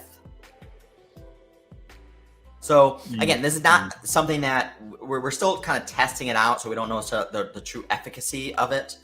But you know, the power rating for the Patriots is 4 points worse than an average team, and we have the Bills about 3 points better than an average team, certainly lower than market. And then so that puts you at about 8. You know, 7 to 8. And then I guess if the Patriots home field, maybe 2 points, 1 point. Yeah, I mean, maybe. So if it's 0 points, then basically this is like kind of like right down the middle. There's no edge. Yeah. It just again, like what you said, it feels like the obvious thing is you can't back the Patriots, but like Darnell says don't bet the Pats. Yeah, I trust Darnell. Actually, anything he says, I want to believe. So, yeah, I mean, again, I don't think there's any reason to like dip into this game because there's other opportunities, but yeah. So Giants Commanders, Giants +3. I like Giants. Yeah, I lean Giants too. I mean, this game the last couple of years has almost like always come down to a field goal, like or 2 points. Yeah. So you can't back the Commanders -3, like doesn't make any sense. And you got to understand, I think, with Washington, why their variance is so like wishy-washy is because Sam Howell's so wishy-washy with his sacks and turnovers, and that's exactly the type of guy like that's not going to cover this type game. No, like and also even though the Giants have been a team that has not generated pressure this year, the Bears also were a team that could not generate pressure this year and still got sacked Sam Howell like 5 times and pressured him a bunch. Like if you're having a bad defensive season, play Washington and Sam Howell and you'll get a few sacks. And Barkley's back, so you know. Actually, I wonder if there's like some sort of line on how many sacks for the Giants. Like, I wonder what like over 3.5 sacks would be. Is it like plus 700 or something? Well, with Sam Howell, probably not. It's probably like plus 160. If that, I don't know. He averages 5 sacks a game, so I don't know. Yeah, then Giants coming off. Teddy says Giants got screwed by the refs and the Bills. Mm-hmm. I think honestly, I think if Tyrod plays, I actually like that as much, if not more, than Danny Dimes right now. So now that he got his feet wet versus the Bills, right? He's the QB, so yeah, I don't have a problem with that. And from an EDP perspective, we have the Giants beating the Bills. Yep. Well, they definitely dominated the game. Just kind of got away from them. Cardinals, Seahawks, 7.5. Woo! This seems like Cardinals suck. Like what? Do they suck? I think we've agreed, right? The Cardinals are not a terrible team. They're not a good team, but they're not. Yeah, that's right. They seem well coached, well schemed. I agree with all of that. Alave oil. There we go. Boil me up. Here we go. That was a nice, quick pass. Decisive. Could we get like a nice, like, baby? I remember, again, we were talking about like waiting for halftime, see if there could be some sort of adjustments. Mm-hmm. Again, that was just one play, but Saints Kamara 7.5 up the middle for a yard. Up the middle. For a yard, minus a yard, probably actually. I don't know why they like cannot run him in space. Everything's up the middle. Very strange. Again, everything screams the offensive schematics are probably bottom 5 in the NFL. I think I'm going to take Saints plus 7.5. What do you think? I don't hate it. You're getting immense value. 9.5 points of CLV if it was closing line value. It's not. It's LLV, live line value as we call it. It's just been hard with that. I feel like. Oh, there's Jimmy. Is that Jimmy Graham or is that Troutman? Okay, so we got Saints plus 7.5 with a little bit of reduced juice too. So a pretty decent middle opportunity here as well. Again, got a little bit of like a wonky score, but yeah, you got that minus 2.5. Yeah, it could come in handy. 17-16 type game. Big third down. Gotta go for it. Gotta go for it. Don't be PUSS-wise. Put in Taysom Hill. Do the tush push. Take Carr out. They should use that actually with Taysom Hill. You kidding me? He's got to be as strong. Maybe not as strong, but right there with Jalen Hurts. Is he in at least? No. At least put him in for the threat. And no, he's not even in. I feel like this could be a fake. That's a long yard too. This doesn't look good. No, don't do it. Don't run it. Oh, Kamara, baby! Got it! Oh, biggest run of his career. That was what I needed in the first half. Dang. Yeah. I needed that for my Kamara SGPs. So you're still alive?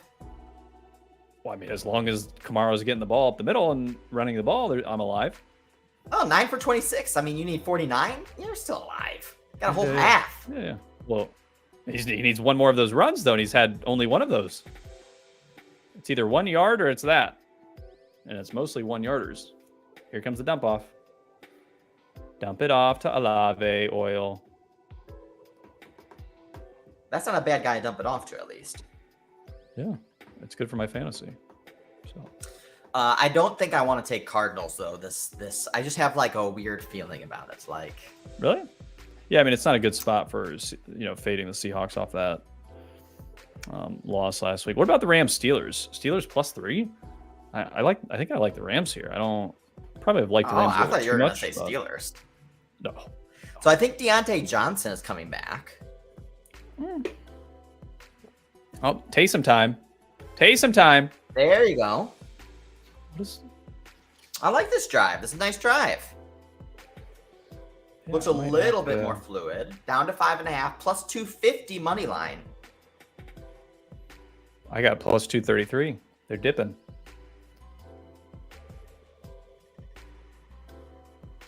Total 43.5.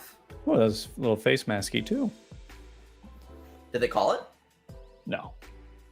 I got a 44 total on Bookmaker.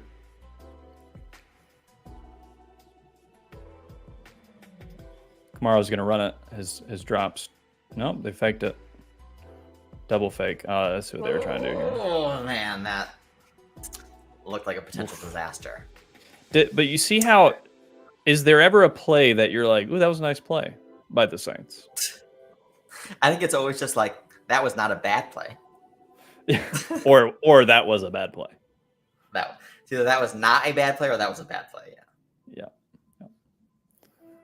Ooh, again, have we seen any deep shots yet? Like true deep shots? No. Well, you can't now. You're at the 25, but no, but you could still go straight to the end zone at least. Dump off. They're gonna get holding on somebody. Plus 300 money line now. Who is this, son? This is a big penalty. Yeah, but the problem is, dude, this offense still looks terrible. So, how what are you betting on? Holding call, settle for a field goal. I don't know. Again, anything can happen in the NFL. But again, what I would prefer, right? So if we're playing comebacks, so we got to talk about this because we haven't had these on a Thursday game, and if you get back into trading Sunday games, there'll definitely be opportunities for this. Is to me what you're supposed to be looking for is the reason this team is down is because of how they're playing or because of fluky plays or just scripted plays that went against them, right? I mean, the Saints haven't looked good on either side of the ball. And so predicting something of like, oh, that's going to change. Well, based on what? Like, why is that going to change? What are we going on? So to me, it'd be better if off 2 turnovers, Saints are down 14-3, like that type of game script. Because then that's like, hey, offense can get in rhythm. They'll be fine, whatever. But there is no rhythm. This offense is. I mean, what I like about the Saints is, the play calling is not strong, but we at least know they do have talent, so you can get that those one-off kind of events. But again, and then the Jaguars are mistake prone.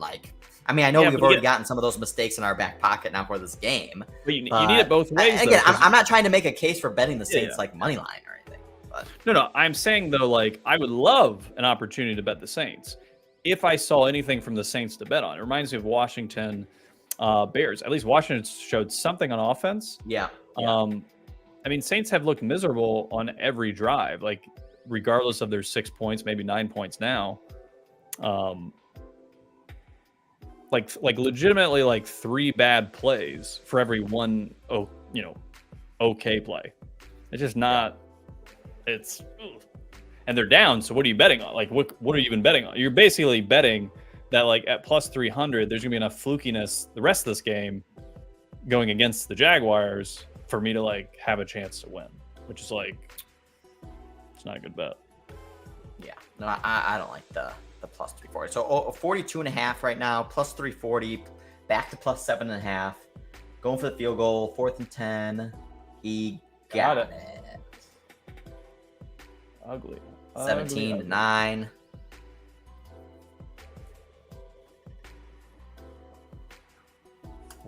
Yeah, not a great game. No, it's trending. It's trending under. The juice is on the under. If we get one Jags stalled drive, I might try to see if I can hit the over and see if I can middle something here. Oh, hit the over. Well, I'm already under 43. Oh, gotcha. So. Well, I mean, you're gonna have a very tight window then, because if the Jags stall on this drive, I think it probably goes down to 38.5. You think? That'd be good. I would love that. What do you think it goes down to? Let's see. Hold on. Let me see where the game's trending. We're definitely gonna have. I'm saying if the Jags go 3 and out. If the Jags go 3 and out. Well, 3 and out. I mean, I don't think enough time will have passed. I think we might get it to 41 max. No, I think it'll go because I think the Jaguars have the better offense. So when the Jags have the ball, the total will be more weighted to the over than when the Saints get the ball. Yeah, true. So basically, what event will weigh on the total more? A Jags 3 and out or a Saints 3 and out? A Jags 3 and out will weigh more. Yeah, for sure. I think 39.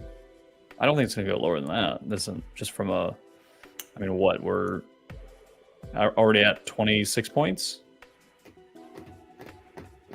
All right, I'm looking for some third quarter bets here. Sounds a field goal away. Oh, this is not bad. There's 9 minutes left. So do you think we have 2 Jags drives maybe? Travis Etienne, 15 rushing yards. Christian Kirk, 25 receiving yards. I like that. Plus 1,200. If there's any drive by the Jags, it's pretty good. Where are they right now? All right, I'm gonna do this. I'm gonna do this for $25. They're getting 25 to win 300. Yeah, I like it.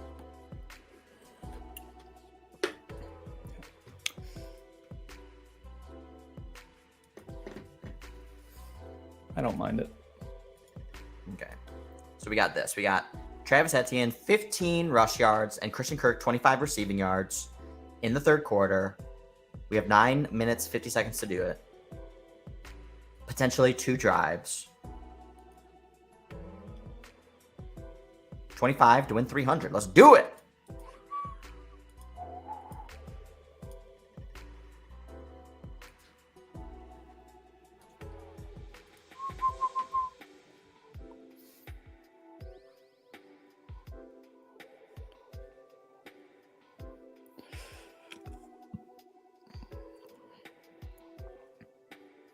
Well, so what's your feeling on Steelers Rams?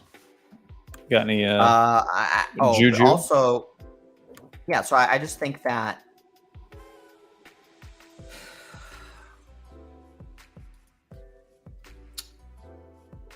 one, there's going to be all Steelers fans, right? Oh yeah. I mean, I don't give a shit about that, but yeah. I mean, I'm just saying, like, it's not a home game for the Rams, really. Mm-hmm. Mm-hmm.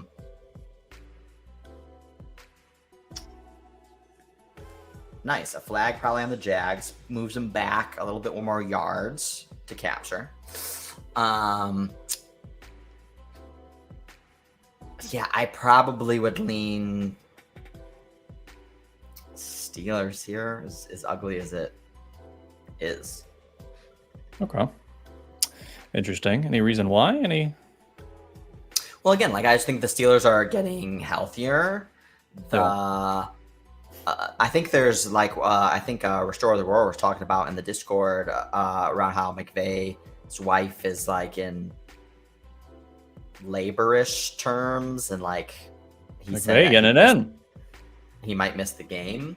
So I just feel like distracted at minimum.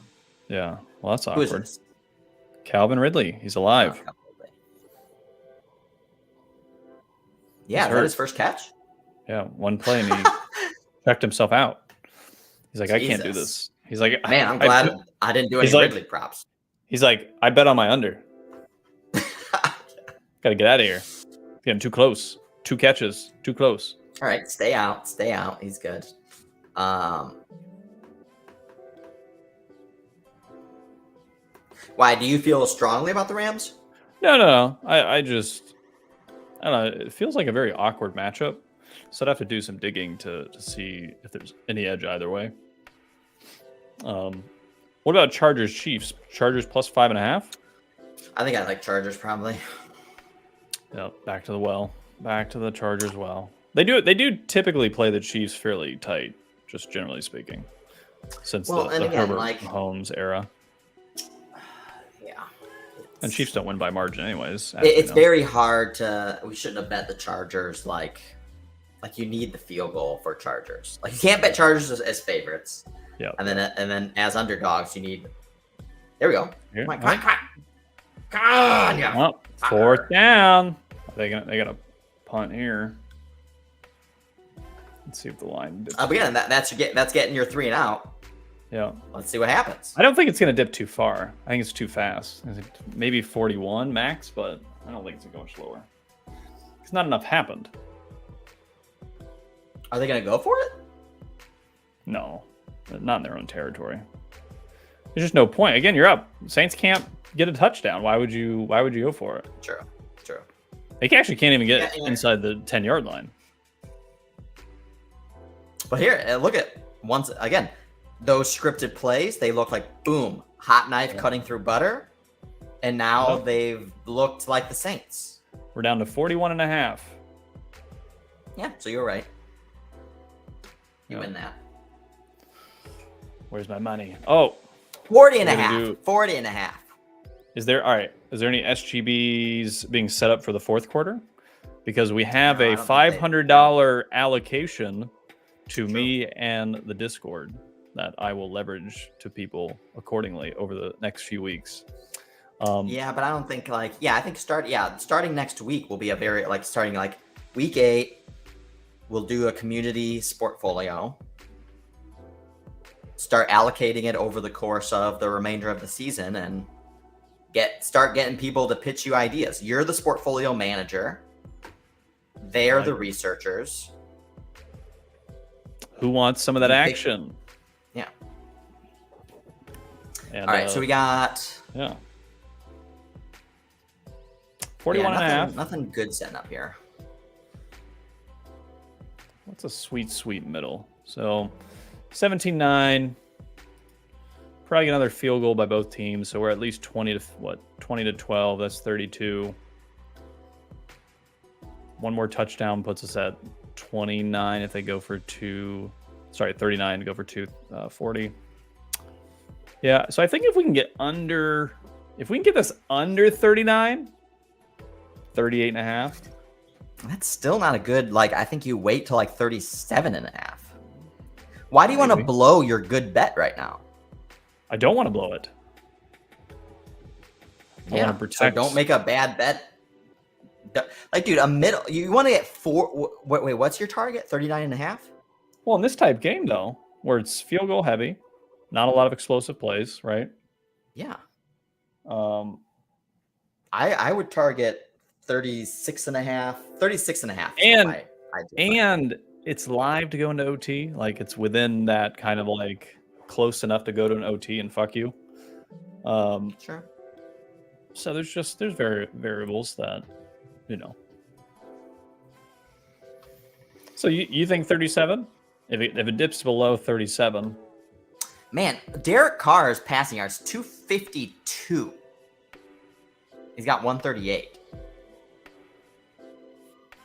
That's tough because again, if it's a one-score game, they're gonna balance attack it. Yeah, that's why I'm saying I'm thinking the under. Yeah. It's game script wise, but I mean, you know, very quickly if they go down 2 scores again, he's gonna be thrown. Looks like Trevor Lawrence 211. He's got 155. What, every play right up the middle, like any kind of other type of running, pitch, reverse, something creative. I don't know.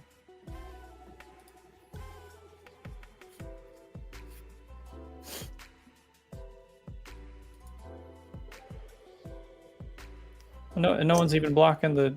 I don't know what you're doing. What is that? I mean, with all these dump offs, I would like one big pass. Let's get one big pass. No, you can't even get a little pass. No. I was gonna say one big pass by Carr, get that to jump out to like 270, then take the under. Yeah. Now it's at 246. Yeah, no, it's dropping like a rock.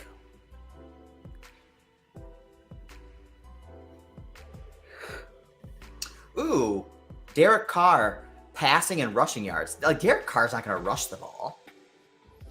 He's already got 2 for 13. I don't think he's going to do it anymore.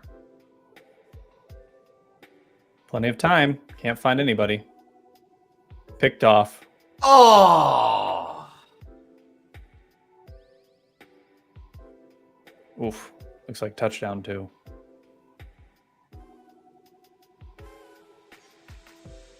Now that Derek Carr looks overlooks good. Well, let's see what it is. Oh, wow, they're calling it a touchdown? Yeah. Yikes. Man, this, like I said, this offense looks terrible. Terrible offense.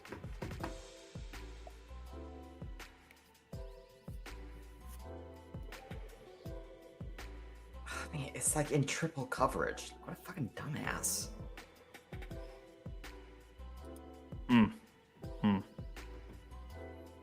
All right, so they don't have Derek Carr. Okay, Derek Carr, 256.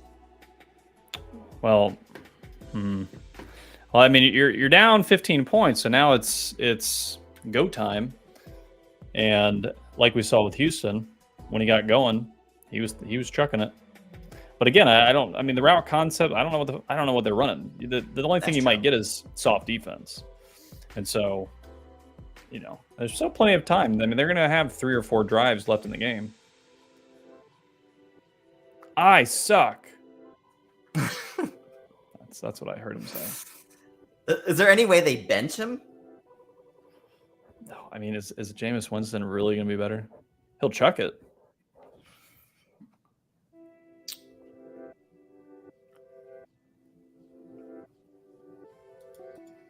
guess there's no edge. Well, and one thing I'll point out, What about Calvin Ridley? Calvin Ridley right now is, I mean, how many more passes are the Jags going to do at all right now? Is Calvin Ridley going to come back in the game? His over-under is 10.5. Basically, it's just saying like he's got 5. So basically, is he going to get another catch? I mean, you can only bet under right now, but yeah.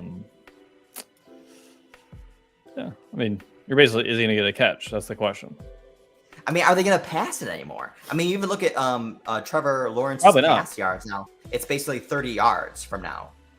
Yep. So of the 30 yards that they're pricing in that Trevor Lawrence is going to potentially pass for, 50-50 odds. So it's more like saying, all right, he's definitely going to throw for like 15. Is that 15 going to be allocated another, pass to Calvin Ridley, who he looked banged up on that play, right? Yeah, well, I mean, he came out, but I think he's going to be fine. But he's not. I mean, that was a forced target, wide receiver screen. So it wasn't even a real wide receiver pass. Right. It wasn't on a route. And that was just his. That was first target of the game. So what do you think? I'd bet under. I mean, hey, we're not here to not bet, so. If you think there's value and edge. Hey, how much will FanDuel let you bet on it? That's the real question. Are you limited? Fuck.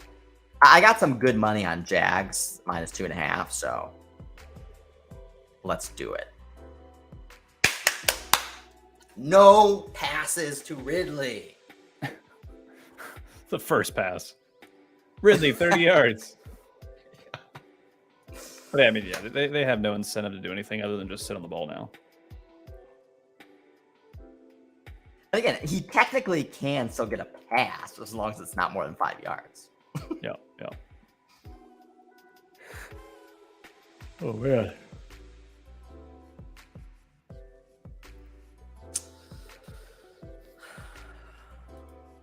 Oh, actually, you know what I like is actually what I'm going to do. What Olave's got 37. Rashid Shaheed, 8.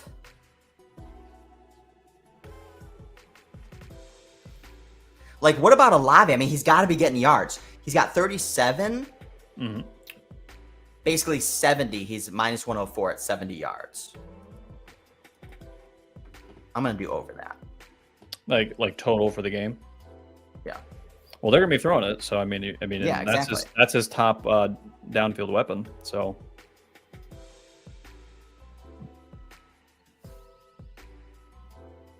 That's Thomas? Yep. All right. Yeah. Actually, I want more. I don't want to be betting Jags unders. I want to be betting Saints overs. Yeah. What about Rashid Shaheed 70 yards? Like he's just gonna get a bomb plus 850, and that's not good. Seems very unlikely right now. I would key on Kamara. Actually, what did the Saints spread bump out to? Actually, now that they're gonna be like 11.5. Yeah, it's not. Well, 11.5 is what? If we get a touchdown here, they're back to 8. I actually like that. That's 10.5. It already dropped. You're probably gonna get this like soft zone. Well, there's Shaheed for 15 yards.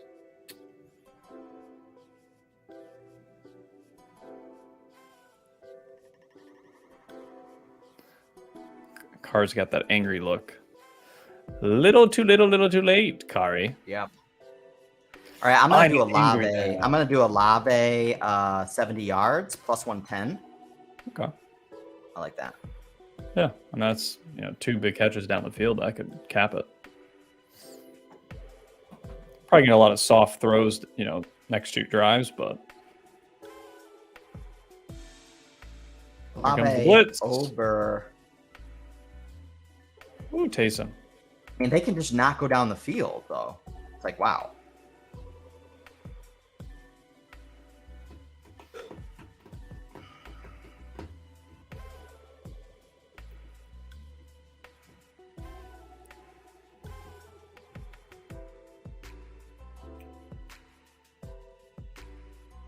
There's Olave, 12 yards.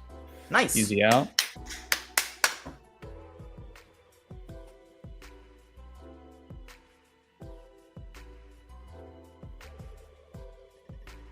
Hard part for the Saints is going to be, can they punch in the end zone? That's going to be the hard part. Yeah. I think Jags are going to let them grind up clock going down the field, but Yeah, that would be good for the under. I'm totally fine for a nice little stall by the Saints. yep. Get the yards, then stall.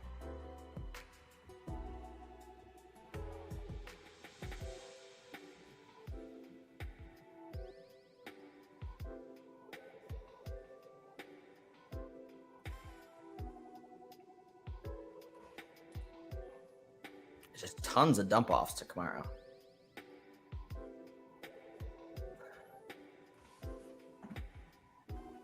Clock keeps moving. That's good. It's amazing to think that Baker Mayfield's probably the best quarterback in this division. That's yeah, It's interesting. all right. It's an interesting concept. Oh, they're going to have to go for it. Fourth down. You get your wish. Probably won't get it.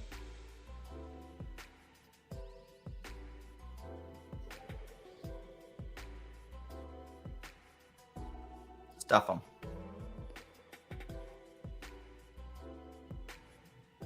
What do we do here, coach?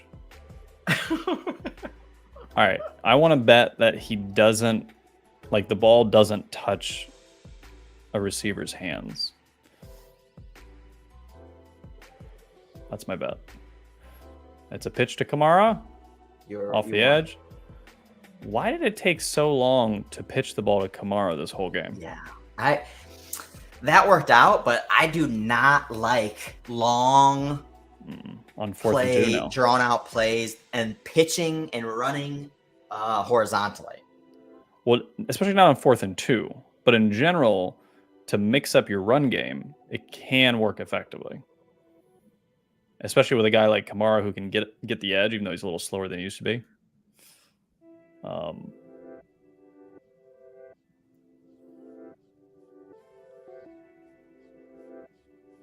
They're running Kamara again. Oh, they're going to try to get me this over here. Down 2 scores. Who would have thought it? Oh yeah, you're still in it. Well, actually, so I mean, what exactly do you fully need? Do you have other things that you have already kind of blown up, or? Well, the issue is now what's going to blow up is they're really not going to give them the carries, I think, if they don't score this touchdown, and the clock's running. Oh, because you need 15 carries.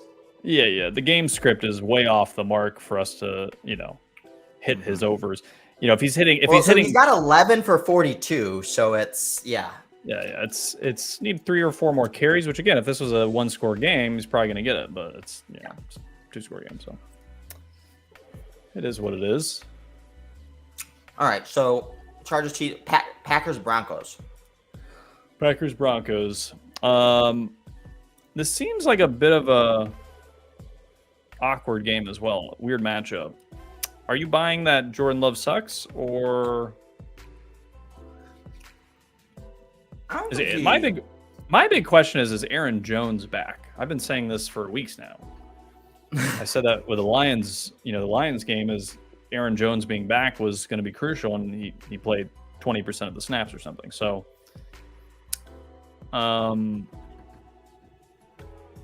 because the offense can't really run the ball if Aaron Jones, or at least have dump off. I mean, it looks like he may play. I mean, if Aaron Jones is playing, I don't know if I can back Denver in this spot. Aren't Packers coming off the bye? Are both teams? No. Both teams? No. That's why. Now, there's a funny tweet. It says, the daily Aaron Jones is practicing video. So it's yeah, he's practicing, but what is that going to mean? What does it actually game? Yeah. I mean, look how much the Broncos have been discounted. The Broncos, who ostensibly potentially have the biggest home field advantage when it comes to traditional betting prices. Yeah. Is now an underdog, +1.5 versus the Packers, who are mediocre at best. But isn't Denver 1-5? this is a bad team. Yeah, they're bad. Yeah, so they shouldn't be favored in many games, even at home. I mean, they've shown that. They can't beat the Jets at home. I mean, they can't beat Washington at home. So why would they be favored? The question to me is how good or not we think the Packers are. I think we know what the Broncos are. And it's basically a pick. I think the Broncos are like, I think, yeah, they're 1-5, but I actually, again, I don't think the Broncos are good, but I do think the Broncos are better than people believe. And I agree, and that kind of shows up. I agree with you, but I don't think this line reflects that. I think this line's a little like accurate for how the Broncos really are. Because I think people were trying to back the Broncos versus the Jets and versus who else recently? The Bears. I mean, they lost both those games. And again, they were close games. They had a shot, blah blah blah. But like that's what happens when you're a bad team. Is like you don't really win. Taysom Hill, they're trying to run them. Third down. EDP would put this at, where's Green Bay? Probably Green Bay -3. Yeah. Is that what it is? Yeah. Me and EDP, we down. If not counting for any home field. Yeah, which, again, even Broncos, I still think it's at this day and age, it's a little over the top. And again, especially if you're a bad team, like you're not able to take advantage of something like that. Here's Hill running again, first down. Man, it's like such a struggle though. Yeah, it looks painful. Every yard is running back number 99. Broncos, again, 14th ranked offense, Packers 15th ranked offense in EDP. Yeah. It's really the Broncos defense that has been just like, obviously. Yeah. You know, and Packers had a chance to get their secondary a little more healthy.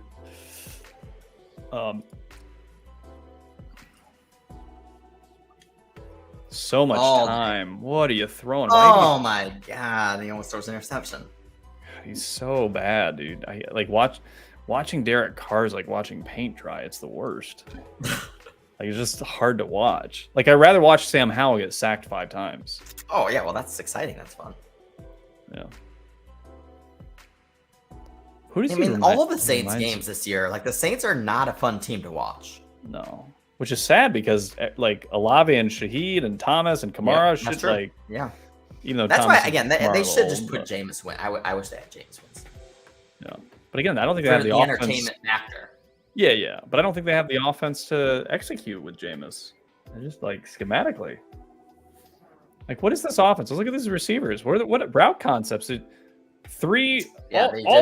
They're all just sitting down. 5 yards and turn around. There's no concept happening. There's no movement. Here's Kamara. Stuffed. Well, you got your attempt. That's good. One more time. I think your attempts is like the one that's the riskiest right now, not the yards. Well, but you still need. You always get that like one little. I think you still need one more to break it. Is the key. Well, that's why to me I liked his carries and overs was because it was so low.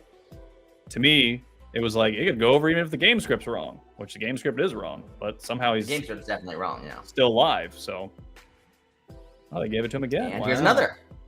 Hey, we got another carry. Oh, you could get one more, and you could get one more. Well, it's 2 down it's 4 down territory. So, look at that. Might get that over that 14.5. We're at 12, baby. But this is a scenario where if they don't get a touchdown, he may not run 13. the ball. There's 13. Oh, 13. He may not run the ball the rest of the game, though. Just FYI. Like. Well, you could get to, what was it, 3rd down? Oh, you could get your 2 right here. Boom, boom. I think they're going to switch it up on this down. I think they're either going to pass it or Taysom Hill it. I think they're going to bring Taysom Hill in and try to Taysom Hill it 2 downs in a row. Okay, so what else we got here? Packers, Broncos. Again, it's iffy. Dolphins, Eagles, 2.5. What are your thoughts on this one? I mean, Dolphins. I don't know. I understand. I mean, I guess.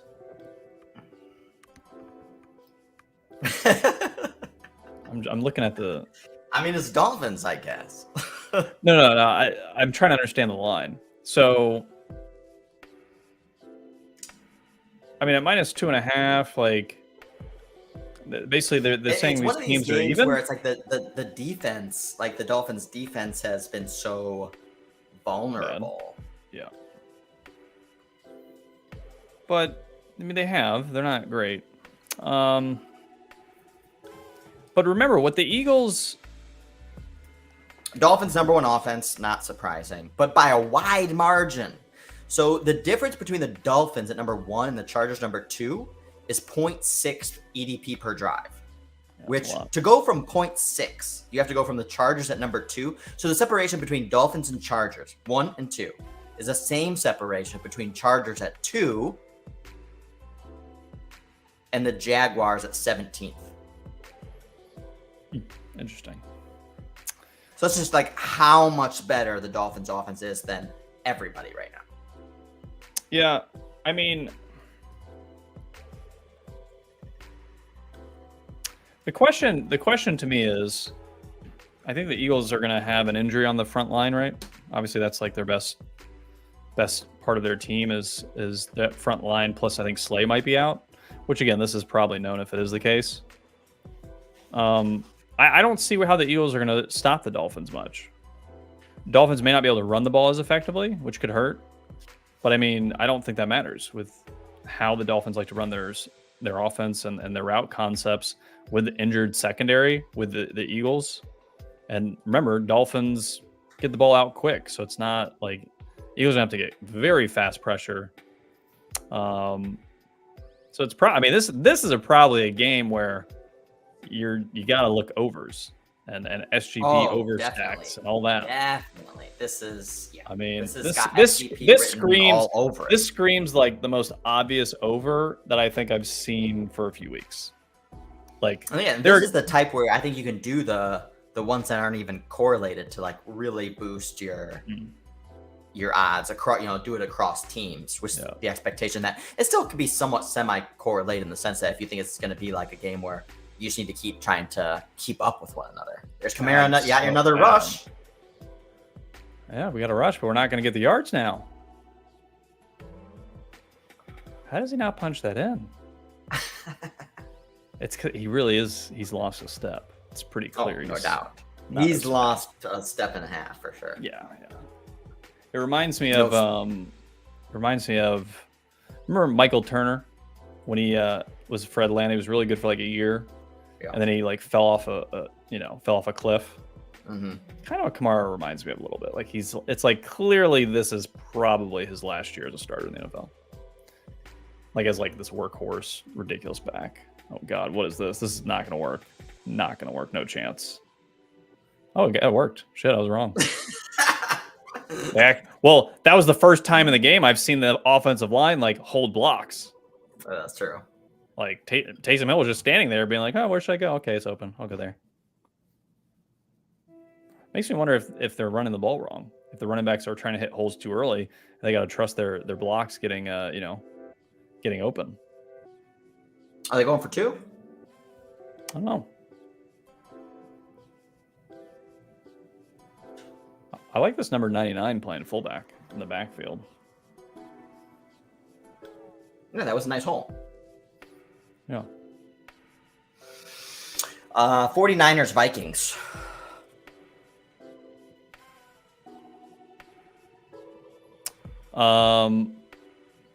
Man, I mean, +7. Oof. How banged up is Christian McCaffrey and Deebo Samuel? Because that does shift the offensive attack a little bit. And again, the one thing with the Vikings is easy with to no Justin Jefferson. Yeah, I understand. But what's their defensive EDP? I think they're better than people think defensively. Who are the Vikings? Yeah, because of their coaching. They're also Davenport's out. We're 25th. Okay, so they're bad. But, yeah, I mean, 49ers are going to get their 24 points. That's a lot to cover, though. 7?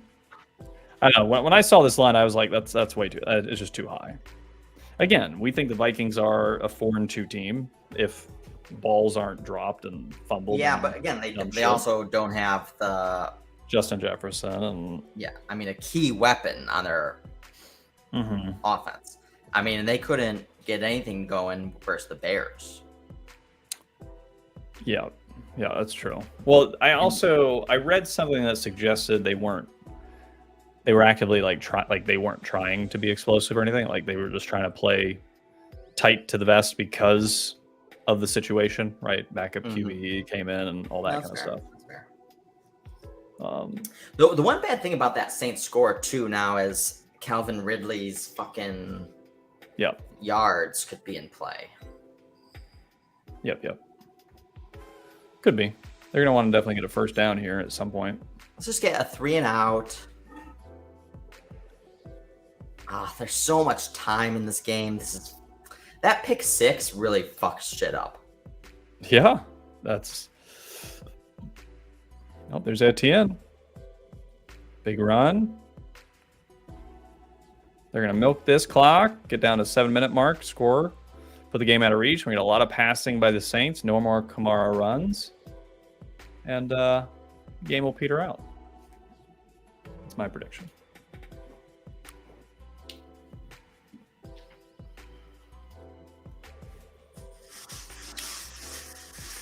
Yeah, they definitely should have went for 2 there. Or are they down 8? Oh yeah, they definitely should have went for 2.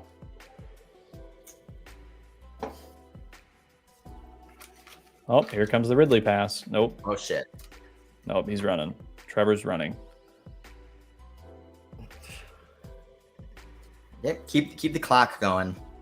So what's your top 3 Circa picks right now, if you had to choose? Lions, Chargers, Giants. Okay.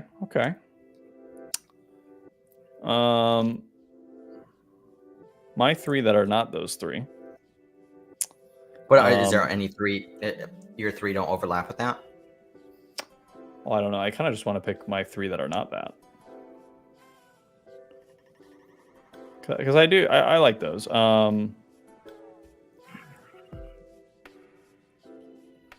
Maybe not. Maybe this can be harder than I thought.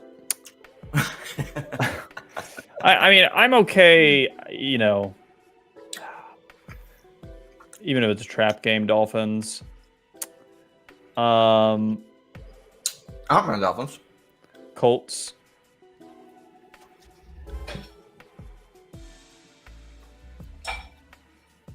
Man, Jack's not done anything since those first 2 drives. Yeah. I think they haven't. Again, they haven't needed to. Like, why they don't need to get creative or explosive. We're punting. It's good. The Saints gonna come back and win. The Saints gonna come back and win. No, absolutely. I hope they come back and tie. I know momentum might shift, but I might look for some Jags in that case. Okay. So, but again, so the Saints defense is starting to play much more admirably. Yeah. Well, I think Jags are playing in their hands a little bit, but yeah, I agree. Saints are plus 400. If they tie it, that's not bad. I'm going to put 25 on this. This is a little bit of a hedge. Plus 470. So I'm gonna get plus 470. Yeah, I'm not gonna touch it. Not interested. I think it's a nice little hedge. You know what I would almost prefer? Take the Saints money line. It's a little bit of risk there, but you could take Jags minus 5.5 as kind of like a pseudo hedge against it. I don't think the Saints are going to score. No, because they could. I mean, if they get the touchdown and don't get the 2, Yeah, true. then you're double fucked. Double the fucking.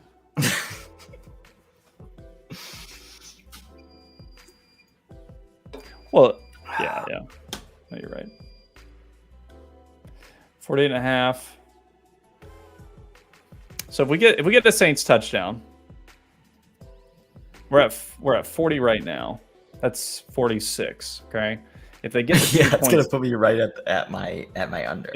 if they get the 2 points, that's 48. So then we gotta break the tie, right? 48. Actually, it's a little bit of a hedge in one way. It could be a hedge on my under 46.5. Is what?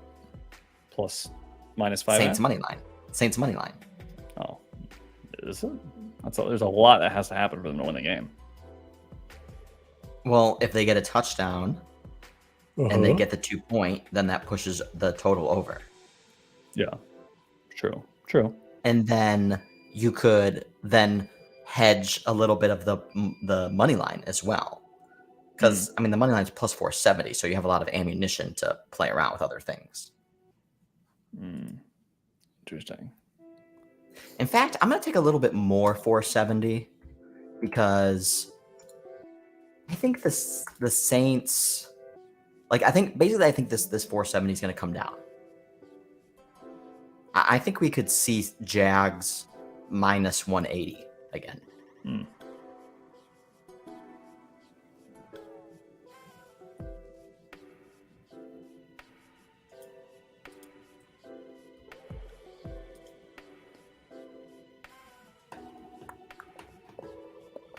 Yeah, I mean, David's talking about Lawrence looks to run very quickly, moves off whatever the play call was, when you don't already have those very well-designed, practiced, scripted 15 plays.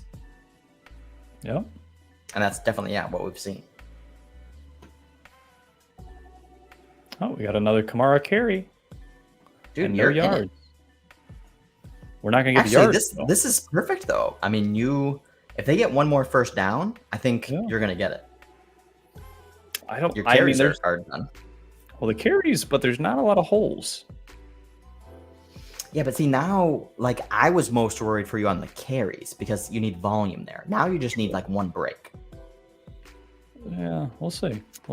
Again, I could see them not really wanting to run it again because they can't run it.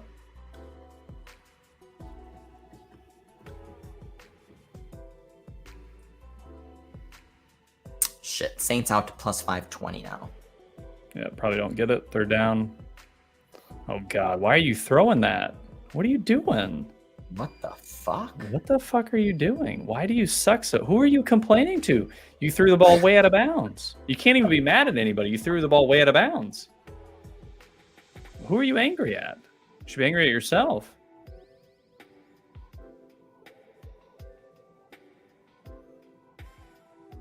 Oh, he stopped running. That's why. I was covered, bro. The ball was still it wasn't even in the camera frame. Terrible throw. I mean, they're both dumb. I don't know. Saints out to 680 now. Yeah, no. Ooh, yeah, that's a good New Orleans bounce. Got a good bounce on that.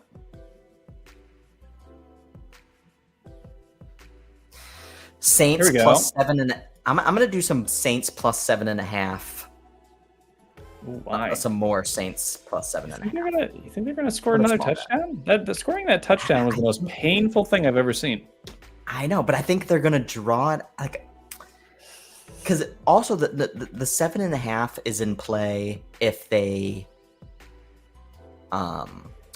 if they get a field goal. Yeah, if they get a field goal, if the Jags get a field goal, you're still alive. Yeah. I like the 7.5. I like the 7.5. If you want, you could get a Jags turnover. Oh fuck, Ridley's in there. Oh no, they're running the ball. I don't think they're going to pass much. I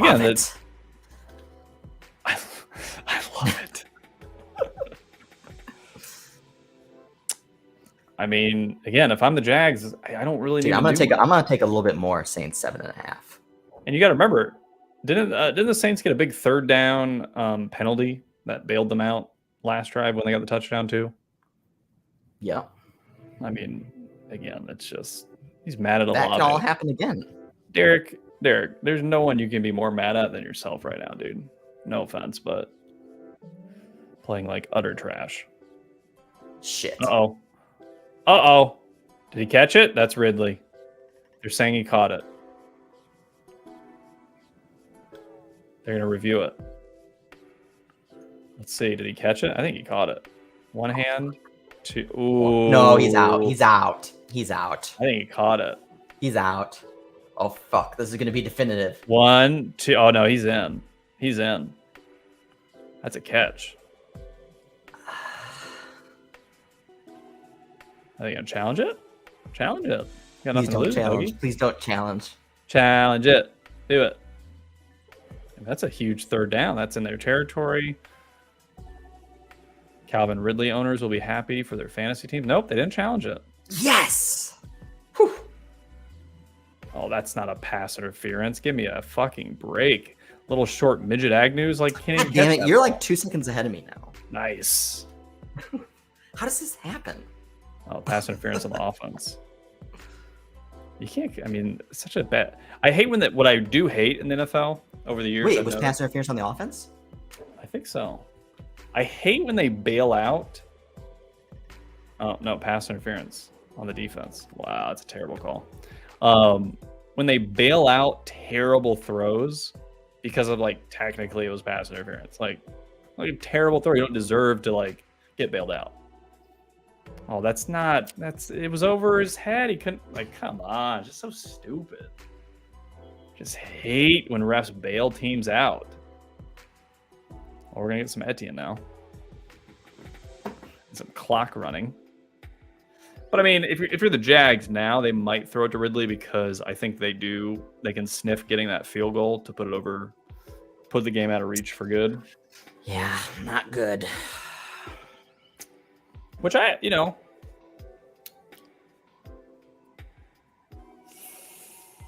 not good. I just don't know how you bail a team out like that, man. Such a bad throw over his head. Oh, Etienne, big round. Two really bad calls against the home team. Yeah. Today.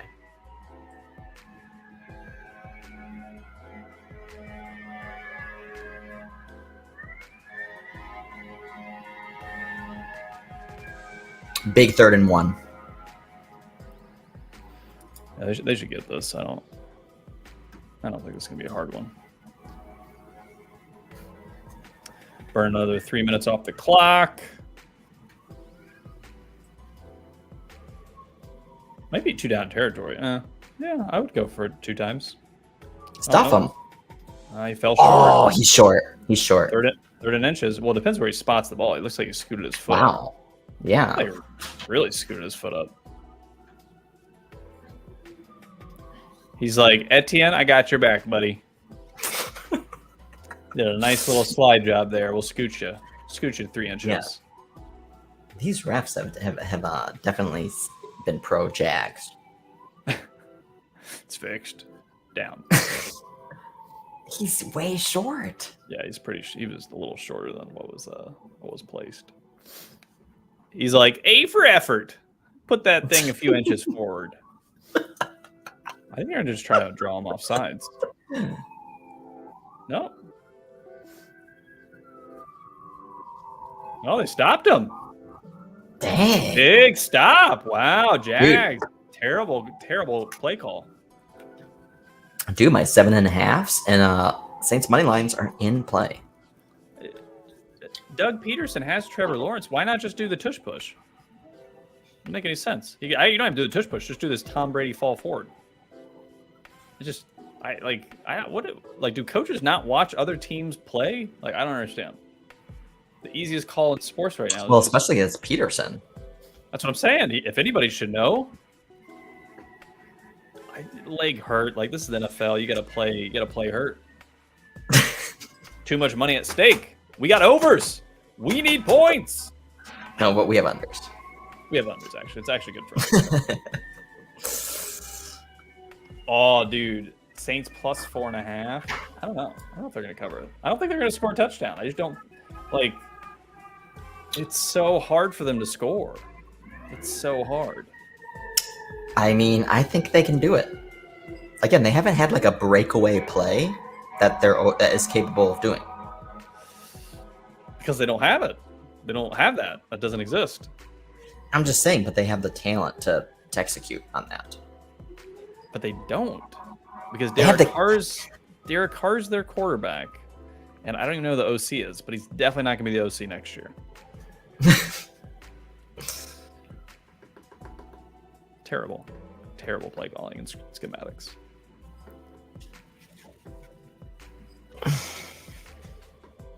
The best runs, Jags minus. I got minus 5.5, minus 590, 46.5. The over is 46.5 plus 114. Do you think I should hedge it? Should I get out of it? Well, actually, I think you're more likely to lose this over by some flukiness that the Jags score again than the Saints going on and get a touchdown. I'm gonna get out. Plus, it's plus money, so I can. Yeah. So I'm fully out. Like you said, that defensive touchdown kind of threw everything out of whack. So what you were betting changed, right? So yes, exactly. I'm perfectly fine getting out of that type of position. And I still have the under 43.5 exposed. So I mean, if 43.5 doesn't hit, 46.5 doesn't hit either. Yeah. That's going to be a touchdown that puts it up. Yeah. They've got to go for a touchdown. There's literally no point kicking a field goal in the spot. So, dude, I think you're going to get your Kamara. I don't know if he's going to get. No. I've already got money on it. I want more money on it. Is that the only thing you need left, or are we just rooting for? I have. Well, my core kind of like hedge against my other SGPs is Kamara's overs, right? Like over his 14.5 and like 49 yards. But I don't think they're going to run it. They're going to dump it to him. Big open catch. Michael Thomas, slow as dirt. Love it. Cowboys. Slow as old people making love. That's the way I like it. Your best bet. Oh, Jesus Christ, Kamara. He fell out of the backfield. There's Taysom Hill. That was a nice catch. Maybe I'm wrong. Maybe Taysom Hill is their like best weapon. Here we go. Jacksonville back down to minus 2.5. Told you. But again, can they punch it in? I still have my doubts. No, terrible throw. He caught it. Is he in? Woo, woo. I guess they can punch it in. I was just saying they have the talent to be able to do it. Well, maybe what's not. funny is he did that same play 4 times in a row versus Houston and couldn't do it. Yeah, I'm glad I got that hedge. Yeah. Well, this is actually good because now we're definitely live for some more Kamara when they get the ball. He's in again. too. Well, no, he didn't get the other foot down. I think he's out. He got the foot and the knee. Wait, hold on. Knee. Yep, you're right. He's in. Touchdown. 2-point try. Let's get this, baby. I want Kamara to get the ball back because they'll run it. Dude, Saints were just again plus 800 like less than 5 minutes ago. Yeah, he almost convinced me. I almost put money on it, but I thought better of it. There's Kamara. You got it. The best the offensive has looked. I'm just saying, this is typical Jags. You are right. Typical Jags. I did not expect it from the Saints because of how poorly they look every other play. And I'm pretty bullish on comebacks. You know me. I generally love to lean into. They'll probably come back. Mm-hmm. Oh, you were saying earlier today, like, oh, you saw the Saints kind of turn it on and kind of junk time versus Texans. Yeah. Well, they weren't able to capitalize though. That's why they landed on 13 points. Man, I think I'm in big danger on Calvin Ridley though. Should I Oh, hedge you're that? Oh yeah, you're fucked. They're keying on him again. Yeah, I'm gonna try to hedge out of this if I can. God, that play was a touchdown by an inch. What's funny is, quick story about fantasy. Oh, Taysom had a pick. Oh, Didn't call nice. it. Okay. Hey, good for us. I mean, they had a lot of calls go against them, so. Yeah. I tried trading Kamara in my Dynasty League 12 team, and everyone was trashing how terrible he is. And I was like, but he gets 20 fucking runs a game and like 5 to 10 catches. It's a PPR league. With how many injuries there are in running backs this year, I was baffled that they were all like, oh, he sucks. I'm like, well, none of you fuckers are going to win if that's your mentality, because he's a top 10 running back the last 3 weeks. But, hey. Man, they're not opening up these Jags props. Well, dude, it's the fourth quarter. You know they get late in the game. They trap you. It's really by the end of the third quarter, you kind of got to have all your bets in. Like, you're not really going to get much in the fourth quarter. Unless it's like a tie game or commercial going to OT type shit. All right, that's Ingram. We can do that. I need another 3 and out. Yep. I need some Kamara. I need some conservative, run the ball up the middle, get lucky. Dude, look at Jags. For 10 yards. Dude, what did I say? Jags are down to -122 money line. Ooh.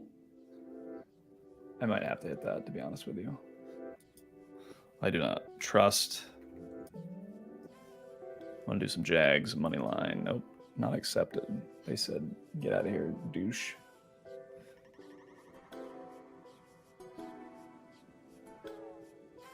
Oh, Trevor's running. He keeps running. Ooh, I threw it down right before I got it. No holding? No flags? No. -190. Ah, fuckers.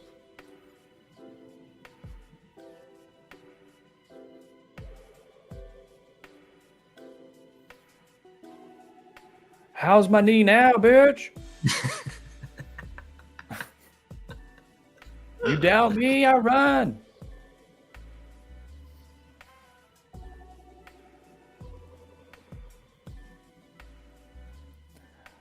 It's always kind of poetic to me when teams make like dramatic comebacks and they lose anyways. Oh, Ridley, that was a pitch. That was a run. Nice. And you got nothing. Yeah. What about Kamara, 15 rushing yards, Olave 25 receiving yards on the next drive, essentially? No. Plus Kamara's not going to get those rushing yards. I don't know where you see that. This coming. is weird. Okay, dude, literally. Okay, I literally just said it, and the price goes from 1,600 down to 1,000. Well, people are betting it, dude. There's degens out there. I mean, it's literally right on the screen. Like, as I'm talking about it, you see, like, I say it, and then it goes down. Literally nothing changed. Do you think it's just a conspiracy, or they're scraping our stream? Like, they're one of the 9 people watching. I mean, with it, well, they don't need to be watching. With AI, they could be scraping it. I mean, AI is going to change everything, so you know that. Or maybe there's like literally some massive bettor with like a huge bankroll that just like loves our insights and like bets what we talk about. Sounds like magical thinking. That's definitely not true. Because you can't even get that. You can't even get that much down on these types of bets. Like, it's not. Oh, that should have been picked off. Ooh, that was Ridley too. Every time I see a Debo's name, I think I want Chipotle. Is that weird? Every time he says what? A Debo? Like, it doesn't sound like the Adobe something. I don't know. No, It feels like Chipotle. I don't know. This feels like I should get Chipotle. Okay, so are the... Oh, dude, the Jaguars are out to plus money.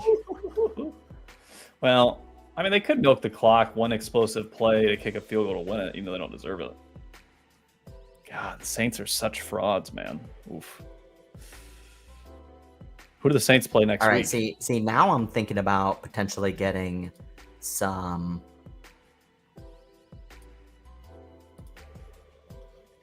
Jags money line. Yeah, I mean, you got the other side, right? You get win either way. Yeah. Oh no, I'll make more money if the Saints win right now. I mean, I got Saints plus 470.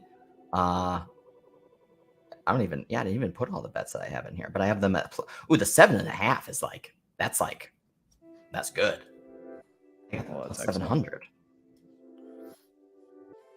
What the fuck? I can't even get a bet down, these fuckers. I'm gonna take some Jags and fuck. Can I get like one first down? Yep. No. Oh. God damn it! Now they're minus 113. Yeah, we're gonna hit some. Oh, fucking bitches! They will not let me get a bet down. Albus, come here. There was a problem with my wager. I cannot get a bet down. They said, you goddamn degenerate, stop trying to bet on this game.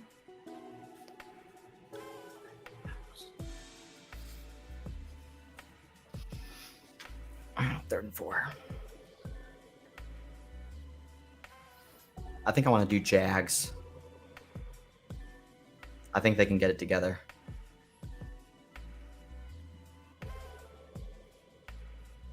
What the fuck is he throwing to? God, he sucks so bad. God, I'm just watching. Damn it! Now the Jags are out to my. Do we still want to do Jags minus 158? Yeah. I want me some Jags, baby. I just can't get a bet in because they won't let me. All right, I was trying to get him at plus 130. Still can't get it in. Give me line. Give me line. You pumping it up because they got the ball? You gonna pump it up because they got the ball now? Wouldn't let me get a bet when they didn't have the ball? I know how you work, bookies. Your shitty algorithms. All right, taking some Jags minus 150. Give me line. Give me line. I want to lose money. I don't know. I can't get a line right now. Oh, Ooh, there we plus go. their car looks hurt. Minus 200? Yuck. I got minus 150. Yeah, well, right now they fucked me. You know, bookmaker live lines get really wacky for favorites. Yeah. Minus 220. All right, It's Jaguars 8. Ooh, here we go. This is a great hedge. I'm going to be rooting for a Calvin Ridley catch now. So I'm doing Calvin Ridley. Is he going to get a catch on this drive? Plus 220. Terrible kick, too. All right, dude. I just need, you know what would be awesome is if I can middle this. Ooh. So Calvin Ridley gets a catch for less than 5 yards. He's being keyed on down the field, so not sure, but hey, anything's possible. This is a good bet. God damn it. I think this is a good bet.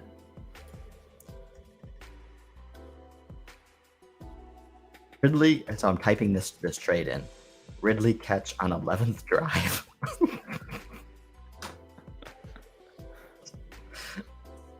It's minus 285. Yeah, well, I guess they're going to score probably on a field goal here, but makes sense. Ooh, yeah, minus 295. Shit. I mean, I was trying to bet the Jags plus 130, minus 110, minus 130, and it just never materialized. Well, Line I guess you kept getting can closed. you can count some moral dollars in your back pocket if they win. Otherwise, you lose some moral dollars. Yeah, that's true. My wife's so thrilled about those moral dollars. Hey, honey, how'd it go tonight? I got moral dollars. That'll jerk off with later. What? Don't do that. Nice. I can take you out on a moral date. Buddy.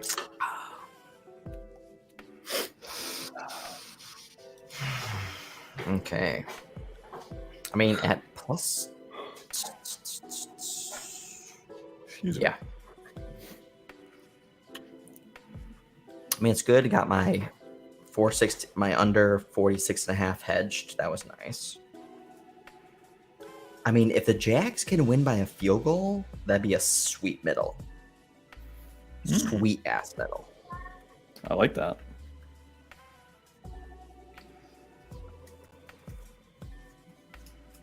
I mean, this is one of the reasons why I thought that 7.5 was going to be so attractive, because like, and basically in this type of scenario now, it's cashed. All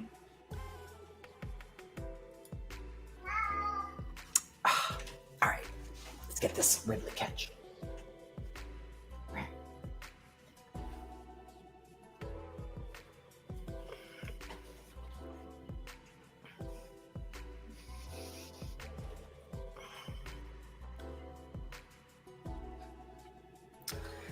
Need the Jags to make sure they drag this drive out too. Like, Saints should not get the ball back again. Yeah. All right, come on. Ridley, a 1-yard pass. There you go. It's a 1-yard pass. To Mr. Etienne. Half right. Man, it's like the Jags have been like such a soft blanket. I mean, since those two drives. Yeah. Since the opening. They're huddled. They're talking to each other. You go out, you block, you catch. Okay, go team. Good plan. Wait, isn't that what we're supposed to do the whole game? Yes, but now we're going to do it for real. Now do it good. Now do good better than bad. No more bad, coach say.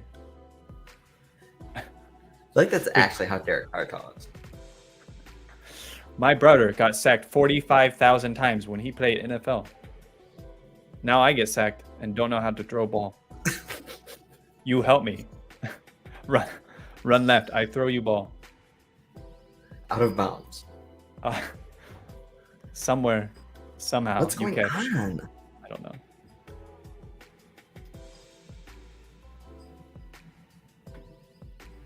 Jesus Christ, this is taking forever.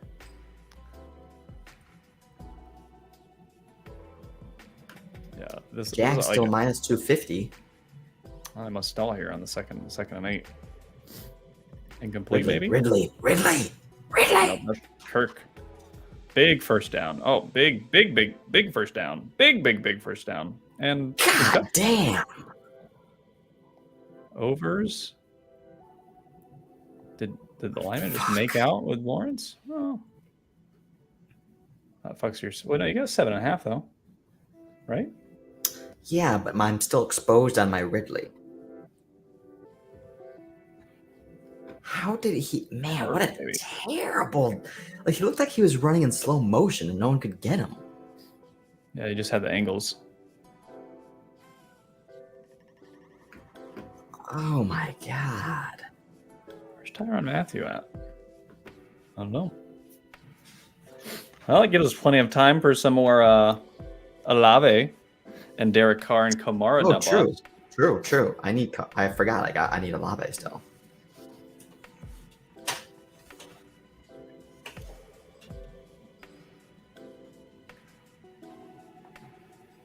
It just would have been so much better if that was Ridley.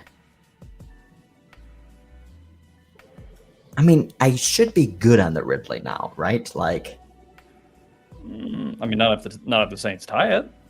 well, not if the Saints tie it, no. But yeah, if Saints don't tie it, then yes, you should be good. We're getting Saints plus 472 again. Play the volatility. Saints back out to 870. Well, see, this is now kind of a hedge, right? You got Jags -6, minus 189, Saints plus 492. I mean, you're going to get even money if they tie this game up with an extra point. I don't know. I don't know if...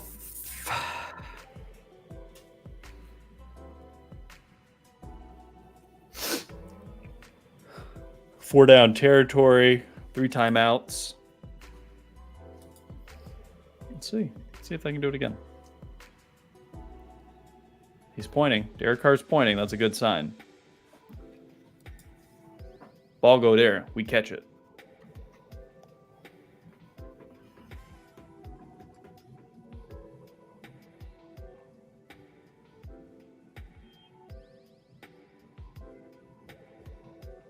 Jags out to 1,200. Got a nice bounce there, though. Taysom Hill over the middle. Man, Taysom Hill again. He's That's really he's really unlocked some of the things that they've been able to do in the second half. I mean, yeah, I was talking shit earlier, but I was wrong. Taysom Hill is a legitimate tight end in the NFL. That's what Tim Tebow, we always dreamed him to be. There's Kamara, baby. God, he looks slow. Man, they move the ball so fast. Now, like the Jags defense is playing so purposely soft. Yeah. Well, they don't have to do much. Second and Are inches. you gonna get your run? Are you gonna get your run right here? Second and inches? They're gonna dump it to him. We're gonna get a lot of passing plays.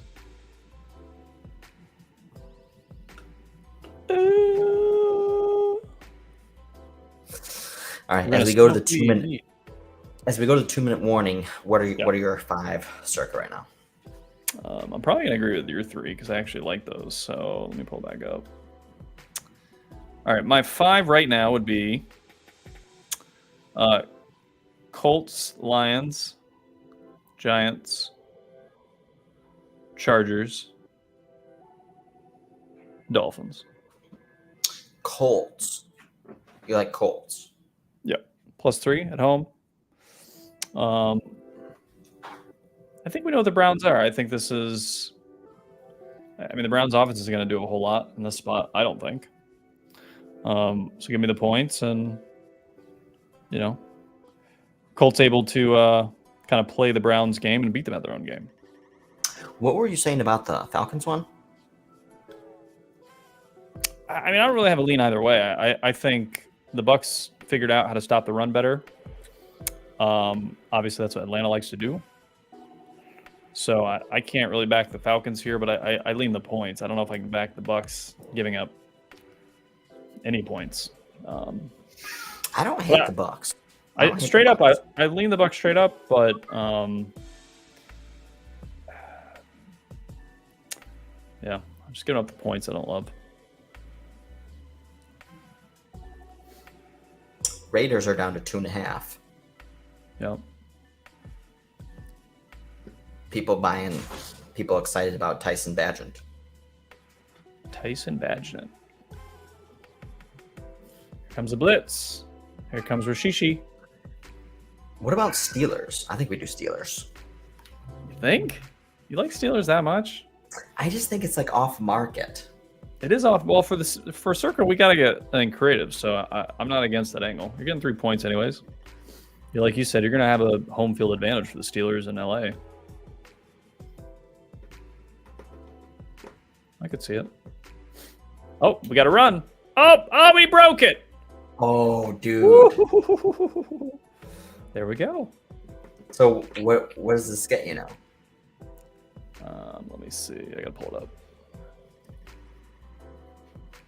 Kamara, 15 yards. Cha-ching. You were talking about this in the Discord, you said? Well, my main SGB I posted didn't hit because I had under 19.5 points for the Jags as a part of it. But I did have Trevor Lawrence under passing yards, which I think still That's hit. That's definitely going to hit. Yeah. He's only got 204. Well, unless it goes into OT, then, obviously anything can happen. But Kamara over 14.5 and over 49.5 yards was the other 2 legs. And I even said I was going to do just Kamara as my biggest lean in the game. Nice. From an SGB angle. So, dude, you were talking about Carr, was at 130 yards and that he could bust it in the second half. I mean, he's on the edge of 300 now. That puts him at 300. 301. Damn, that would have been a good one. Yeah. Ooh, baby. Ooh, baby.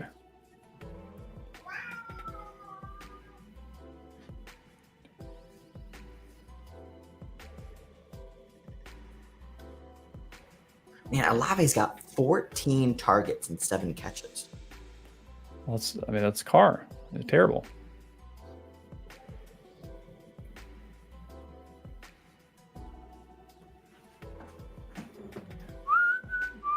Are they gonna go for 2?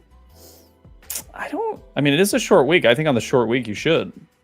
If you have a short week coming up, or you're playing a little PI, no.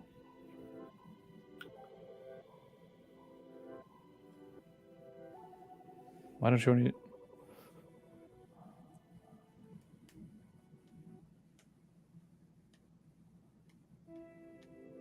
I'll run the ball again. Well, they still have 3 timeouts they can call.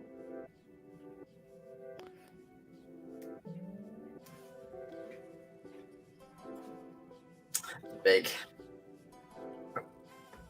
Please, Dennis, stop the fades.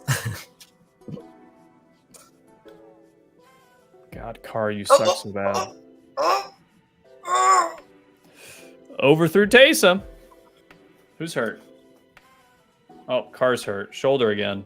Winston time, baby. They're going to get it here.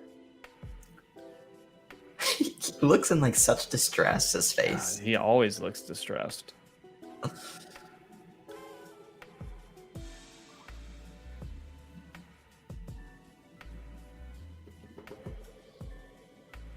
Come on, stop him, man. This game has turned into like mildly exciting at the end. Yeah. As cringe as has been watching Derek Carr, yeah.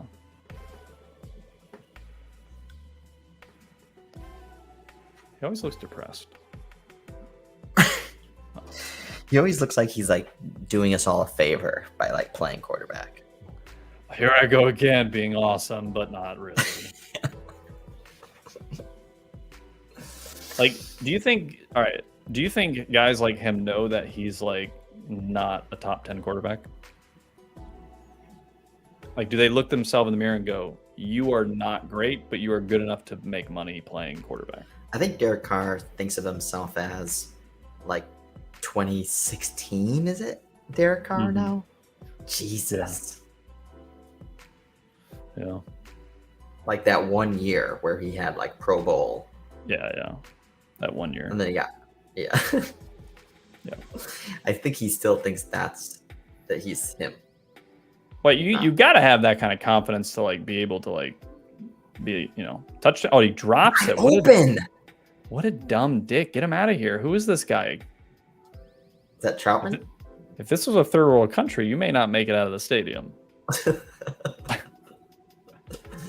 Actually, a good pass right to him. No, it's Murrow. I mean, it was a little long. Yeah. But you got to catch that. Oh, that was Foster Moreau. It's also what you get for throwing to, third string tight end in the back of the end zone. I've always wanted coaches to like cut players right after a bad play. Just like, who are you? You're cut. Get out of here. Like send them out like on Twitter. No, what a terrible play. Why would you hate that play? On a must score, it's such a low probability play. Has to be executed perfectly. And David said, please stop with the fades. And they close with the fade. Well, like I said, when they got the touchdown with Thomas, yes, that was a fade. It's all fades. Every opportunity to score in the red zone is the fade. They always do fades. That's like the only play they have in their playbook. It's like such a low, like unless it's executed perfectly. And again, it's fine. Do it once. Do it on second or third down. It can't be your last play. It's just it's such a low probability, like just stupid.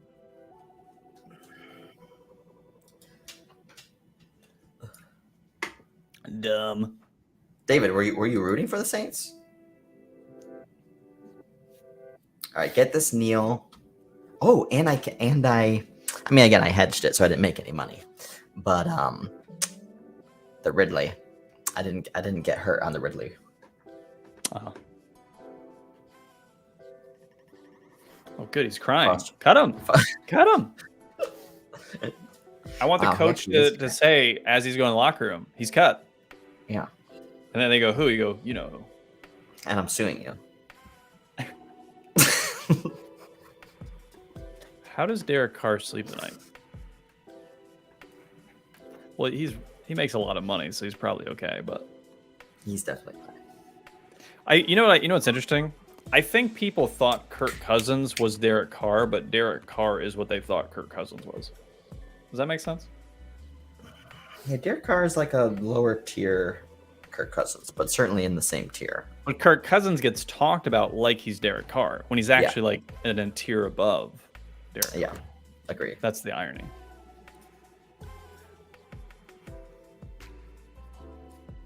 Is Alvin Kamara smiling? Oh for yeah, his fantasy. 470 was a 470 was a good one. I had to come back and get that Jags. Yeah. Once it got back down to, because I was saying I thought Jags would come back down to minus 180. Yeah.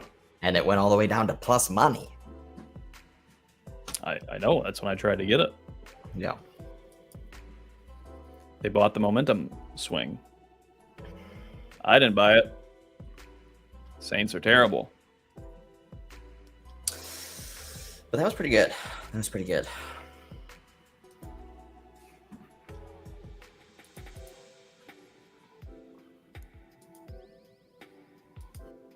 Foster Moreau. Hey, buddy. You're a real quarterback. Have a good night. Nice. Love you. Bye. This game is officially over. Thank God. Let's see.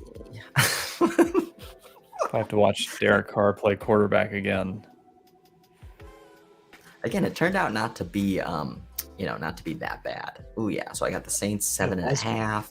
So bad. So bad. Saints 7.5. Saints 7.5. Jags. Nice. This is gonna be a good night. It's gonna be a good night. Good. I'm happy for you. Hey, Elmos. Hey, it's a cat. Okay, so final thoughts on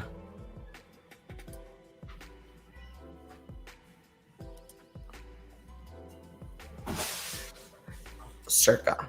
Final thoughts on Circa.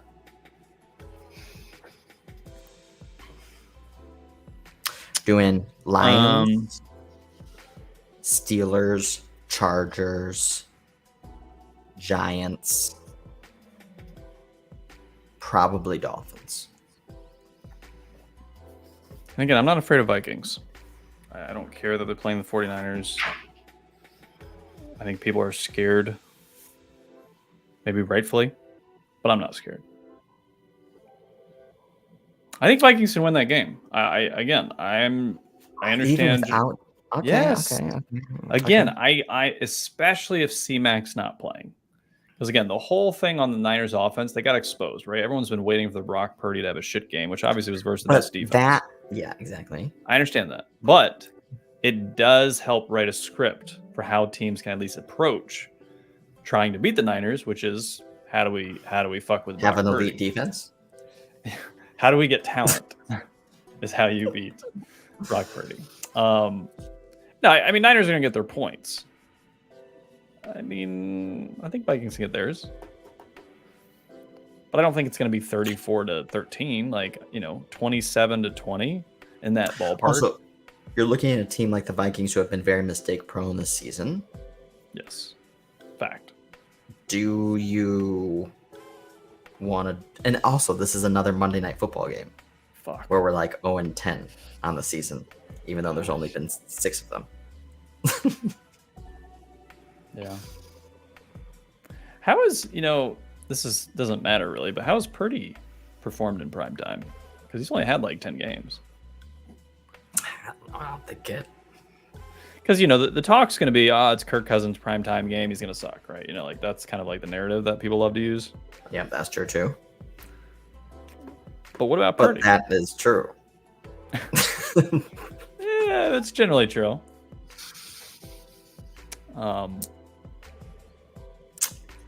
I just feel like this is one of those games where it's just like you're just getting like too cute. Like you're getting 7 points. That's a lot of points.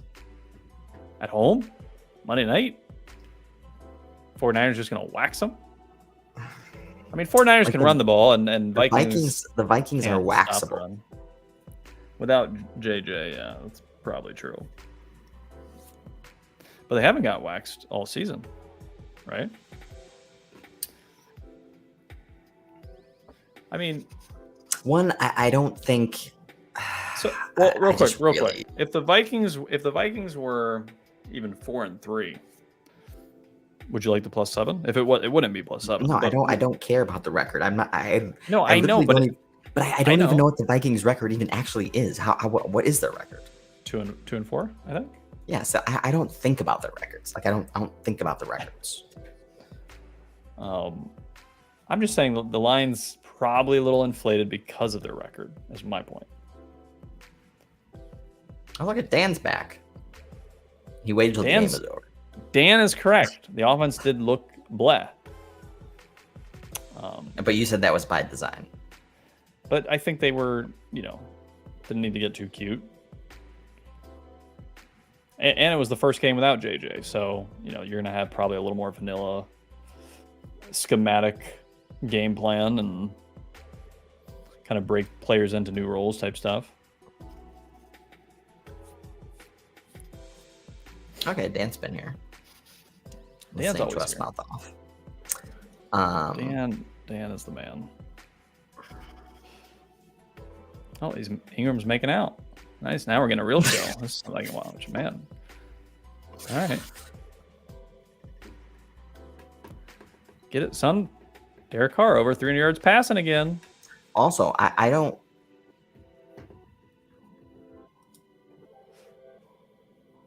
Man, that was not a great primetime game to watch. It was competitive at the end.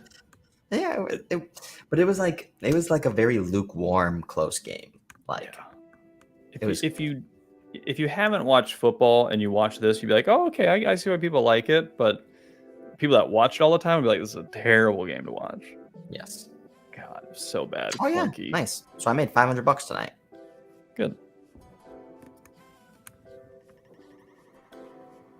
It's a nice dinner, Park Avenue. True. If you cash out and don't blow it on SGPs next weekend. Yeah.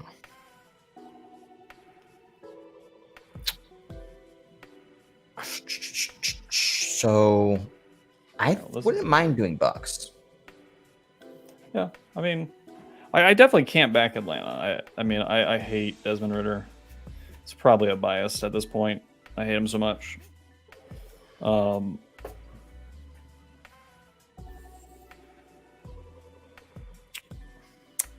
The Falcons are just very predictable. And if there's one thing Todd Bowles wants to stop, it's the run game. And they have enough pieces to stop the run game. They showed it last week versus Detroit, who can run the ball very well. So, do you think it's off market? I don't think anybody wants to back the Bucks or the Falcons. I don't think it's an on market game. You just think it's going to be a low volume game? Yeah, low volume. Gotcha. I don't see who's like, give me that Desmond Ridder, or give me that Baker. Baker is a favorite. Love it. No. The thing. And we got to think through from a Circa perspective, like you said. What are people not picking that actually we have an edge on? Like you said, I don't think people are going to be picking the Bucks laying 2.5 points versus a division rival. True. I think the inclination is to go Falcons, but I think Colts will definitely be off market if you feel confident about that.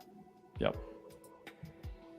I just think this one could turn into like a ugly turnover game by Minshew. Probably, but who's quarterbacking? PJ Walker again? They just become so one-dimensional. We know what he is.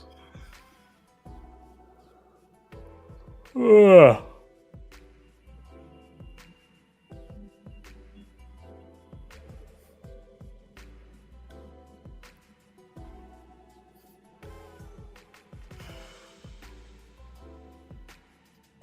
Yeah. I think we're generally agreed on a lot of these ones. The one I just can't get on board with is the Vikings for like a plethora of reasons. That's fair. I mean, hey, we don't, you know. One, There's and also other ones I mean, Nope. we're just not good at picking primetime games. Like I don't know what it is, but It's probably the variance. We also don't like big favorites, so we tend to go with the underdog, and I think big favorites have, when they do cover, they obviously cover. But Charles wants to know what we think about Dolphins Eagles. He's a Dolphins fan.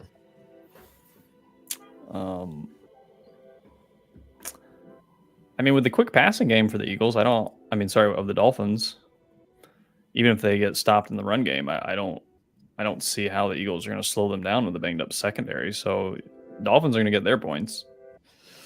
It's a question of how many points are the Eagles going to get. Probably their points too. So we're looking at 27-30 type game. What's the total? I think it's 52.5. Yeah, seems right.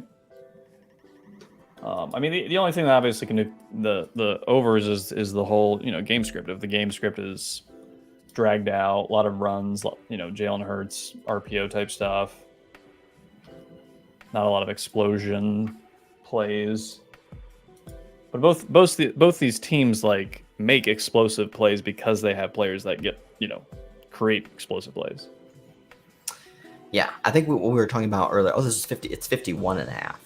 And I think the biggest way to play this game is, again, not really overthinking it per se, is leaning into kind of really tail scenarios, big, fat, juicy SGPs. And if this game turns out to be the shootout, that again a back and forth shootout, you can potentially mop up. In the same way as if you're just kind of betting. Yeah, that's actually a great point. Is the most probable game script is exactly what we're saying, right? Is this kind of like blow up overs scenario where there's like 68 points or something. So lean into the SGB version of that or alts, because like, do you really have an edge like with just like, I don't know, Dolphins plus 2.5? Like, no. Do you have an edge with? I mean, exactly. if it's going to nuke under 63 points. Let's say it's probably going under 51 because the game script is like completely flipped on its head. So it's kind of like, high variance is the name of this game. Yeah, what is that? That's a Sunday night game? Sunday night. Yeah, any chance you can trade next Thursday's time for this Sunday night's time?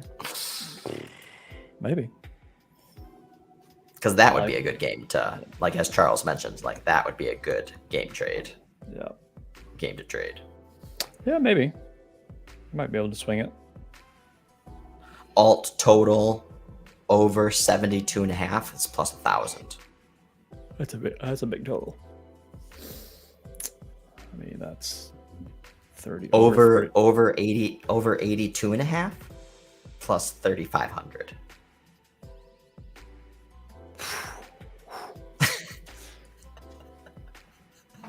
I mean, that's just I don't know if I see the Eagles getting like that many explosive touchdowns. I mean, because they're gonna need some like chunk plays. I just feel like both teams are gonna get over 30. Yeah. So over 60.5 is plus 255. Oh, that's solid. I think that's a solid alt. Getting into the 70-80s territory seems a little just tough. Because again, both teams know what the other team wants to do, so it's like they are going to key on probably limiting at least like the 70-yard touchdown passes to Tyreek Hill. Like, so you're gonna, may not matter. Yeah, well, and that's one of the reasons why, again, just playing the SGPs is just like, or playing the alts. It's like, hey, if this turns out to be a really weird, wonky, low-scoring game, then you lost. Again, you lost your bet. Like, fucking happens. The thing is you put yourself in a position to make weeks worth of Yep. 1 unit by 1 unit bets. Oh, but I made 3% this week, Brett. I feel so good. Yeah, because that's the thing is actually, I mean, probably betting, even if you wanted to bet over 80.5, like if it's going to get to 80.5 points, like your Tyreek Hill overs, your Tua plus 350 yards, 3 touchdowns, Waddle 100 yards, Tyreek 2 touchdowns, like all of these are probably all going to hit, and it's going to be plus 80,000. That's a good point. The key is, in my opinion, and we're working on an article to kind of detail some of this. Is so in the Discord we've had some good dialogue around SGPs.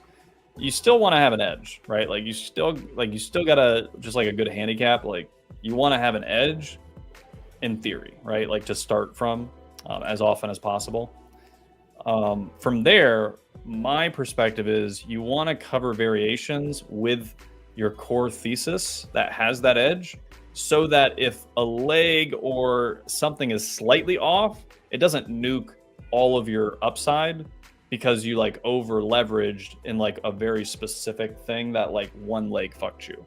So like you want to basically be able to capitalize on your core thesis if it is right, and not fuck yourself because you got greedy or you put too many legs in, or just like just one mistake could fuck the whole thing. So kind of like Kamara angled tonight is like my main SGP was wrong, right? But my core thesis was Kamara's going to get over his 14.5 and he's going to go over his 49 yards. Okay. So by just doing a bet just on that, I basically covered, I think, 80% of my SGP exposure. So like I missed, the game script was not correct, like whoopsie doozy, but I didn't lose all my, I was exposed. I didn't lose all that exposure, live to fight another day. Right. So that's like what Judah did. The reason Judah hit his big SGP is because he bet on his core thesis, which was Bears alt, Justin Fields over, right? Like that was the core thesis. His correlation with Darnell Mooney was wrong.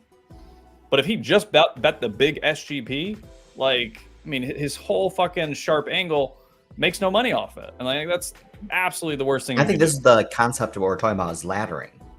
Yeah. Yeah, or I call it variation, but I guess laddering could work, Mm-hmm.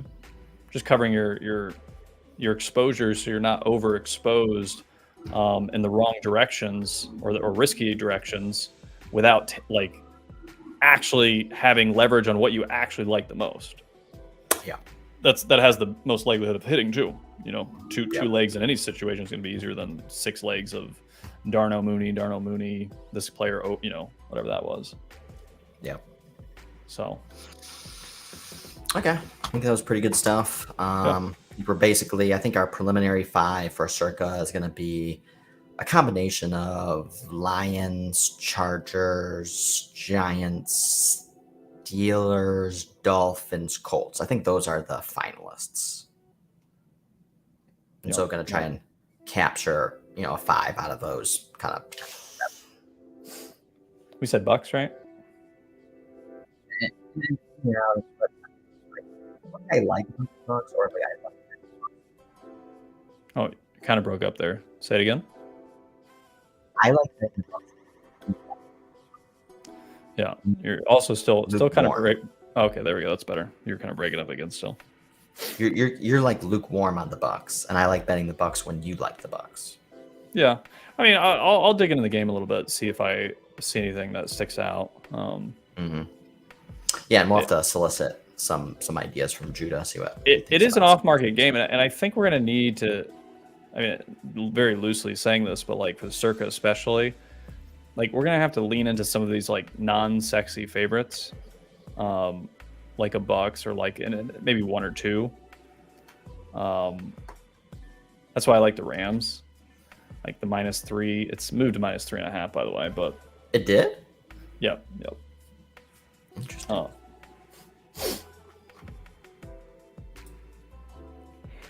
And that Lions, man, I feel like that Lions is such a trap game. It feels so right, so obviously. Oh, Dan says TJ Watt's still banged up. That's not nothing. I mean, I see this game. Also, Zach, if Yeah. the Rams go to 3.5, Rams going to be a very popular pick. That's true. That's true. Yeah, so that's my point is, why go against it? Do Beta. yeah. Alpha. Yeah, for the contest. I guess you're right. I mean, obviously, we wouldn't want to do it just to do it. Yeah, But Giants will be popular. It's 2.5. I don't think Giants, even with that, I don't think it's going to be super popular. I think they're just so bad that it's going to be hard for some people to press the buy button on that. Actually, Bucks might be popular because it looks like it's going to hit 3. So Then minus it would, 2.5 could be popular. Have we seen Giants O-line injury report? No, is it like super bad? I mean, the Giants O-line has been banged up though too. Yeah. I mean, it didn't matter for the Bears. To change. No, it didn't matter for the Bears. It didn't. Of course, I don't know what the Commanders were trying to do in that game, but it paid Kansas us. was beyond bad. All 5 guys are hurt. Whew. Yeah. Backups hurt. Well, wait, that's right. They got the guy off the couch. Remember? Pew, pew, pew, pew, pew. Oh, he's off the couch. Literally on what Monday Night Football, they literally say, you know, oh, I'm from this college. I'm from this college. When they do the lineman, he's like, I'm straight off the couch. I didn't see that. He played like left tackle like half the game or something. Like he played well apparently. Actually, here, but before we close, tell me your top 5, like just your wild 5. The wild 5. All right, let's go wild. All right, you ready? Let me pull up my sheet real quick. Hold up. All right, here we go. All right, wild like 5. No fear. All right, hold on. All right, I will do this. All right. But again, also not being stupid. Yeah. Raiders on the road with a backup QB. Mm-hmm. Fuck. It's actually quite hard. Fuck. I have no fear, so it's hard to say. You obviously must have tons of fear. No, I mean I could make a case. I feel like fear. for a lot of these teams actually. So let me think of it through like what the market does. Yeah, I mean I'm saying like the wild element is like, you know, these are going to be very off market. It's just like sharp. I mean, based on the Giants injury report, I don't think even if it's through the 3. Nobody wants to take the Giants. Why is it going down to 2.5? Well, it'll probably get back to 3, based on what I'm seeing. I don't think people want to take the Colts. I don't think that's a. I agree. I think Steelers, like you said. I don't think people want to take the Steelers on the road versus the Rams. Agree. Maybe we are the wild. Patriots. I don't think people want to take the Patriots. I think I want to take the Patriots. I think you're 100% right. People don't want to take the Patriots. I think it's ripe time to take the Patriots. I don't think people want to take the Packers on the road. I want to take the Packers on the road. It's definitely not a good, it's not a good bet. Like I wouldn't bet this. It's not a good bet. But for the contest, nobody wants to take the Packers minus 1.5 on the road in Denver. Nobody. With Jordan Love, I don't.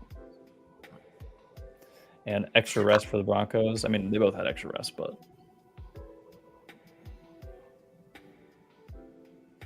And then same with Vikings. I don't think people want to take the Vikings. I think everyone hates the Vikings. So, Vikings.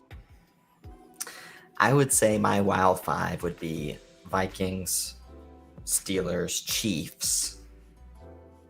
Yeah. Falcons, Colts. Yeah. And Patriots is probably in there. Again, Patriots just seems like it's just fucking dumb. But like, I mean, I could see like the Bills have looked sluggish 2 games in a row now. Yeah. The last game, one game was in London. The last one was coming off London. So some potential like lag effects. The Bills were looking red hot prior to that. I think they could potentially smoke Patriots. Get right game. Maybe. I think it's a get right game for both teams. It's not a get right game for the Patriots. Also, but Bills have been taking some serious injuries on the defense. So like I think the games that we saw them blow people out, the team itself has started to kind of shift. But there's like nothing viable on the Patriots. That's why you have to take it. Because nobody wants to take it. That's when you have to take it. So do you think the Patriots win the game? I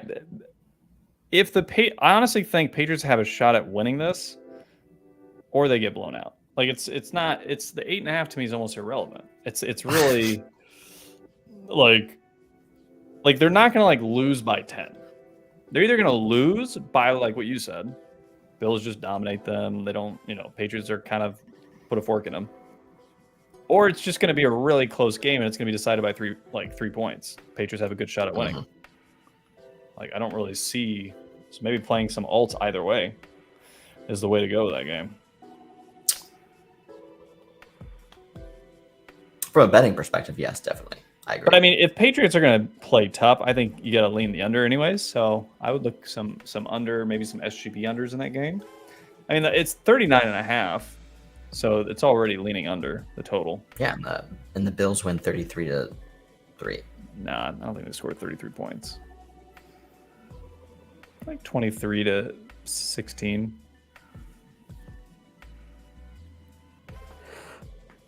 Oh, I think Cardinals probably plus 7.5 too.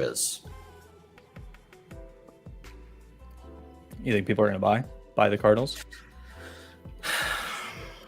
I don't think anybody wants to lay that with Seattle. Actually, and by the way, I'm going to run our Circa predictor tomorrow. Oh, nice. Okay. So we'll see what the consensus has there. Gotcha.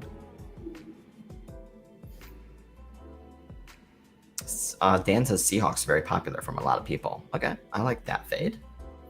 Oh, okay. Like money line though, or people are laying the 7.5? They're that confident? I've been hearing like Seahawks was like moving to 8.5. Again, that's not that big of a move though. So yeah, it's just I mean, right now it's even for me, but it's even at what? I mean, it's like minus 110 at 7.5. Yeah, it's actually minus 107 for the Seahawks. Oh.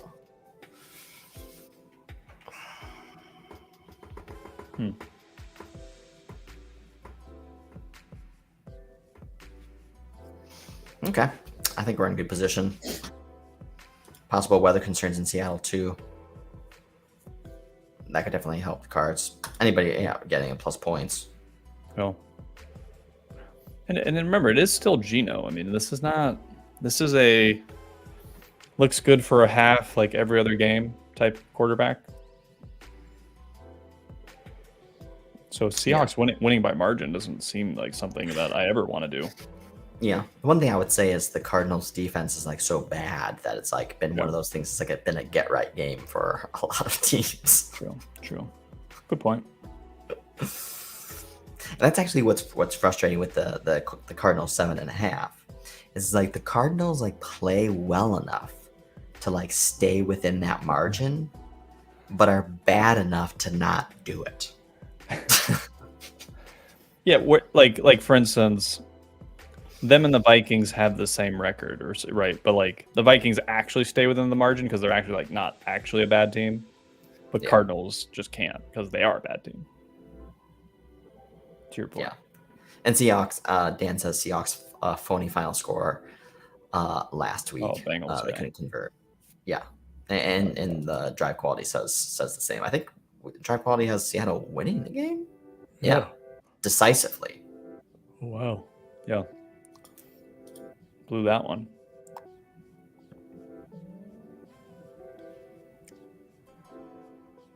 But again, I think that's more a product of the Bengals still struggling. True.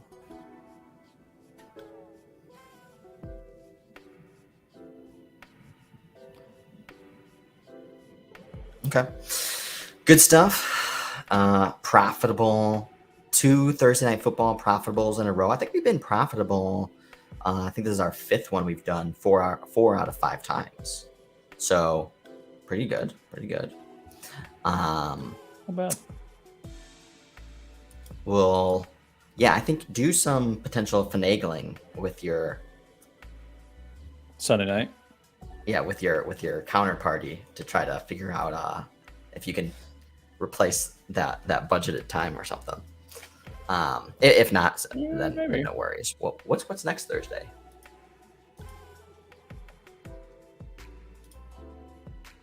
Bucks Bills next Thursday. It's not terrible. That's interesting. Is it in Buffalo? It's in Buffalo. Oof.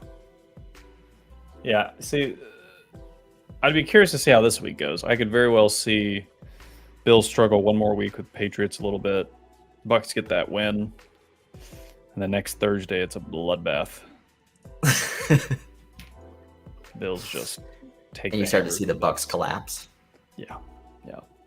I mean, again, I think the Bucks are going to win this week, and they could be 4-2. That's what I'm saying. But they can't beat good teams. You've seen it versus Detroit and versus Eagles. But I think you do make a good point with the Bills being more banged up, especially on defense. Like in some of those Bills offensive struggles that we have seen this before. It's not like a total outlier. Yeah.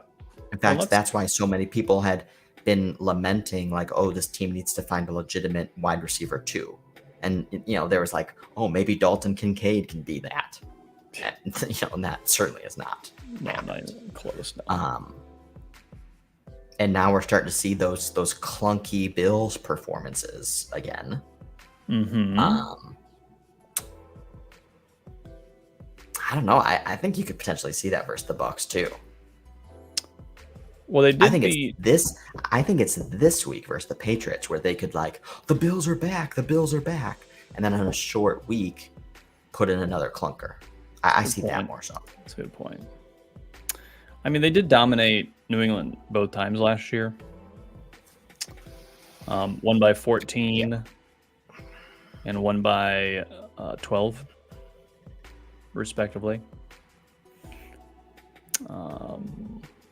Yeah. So, who do you think is the team's most off market, or like over underrated versus broader kind of market expectation? Wait, say it one more time though. Which like, team is who do you most think's underrated? most mispriced? Who do you think's what the team's most mispriced to the under and to the over? Who's overinflated? Who's underinflated?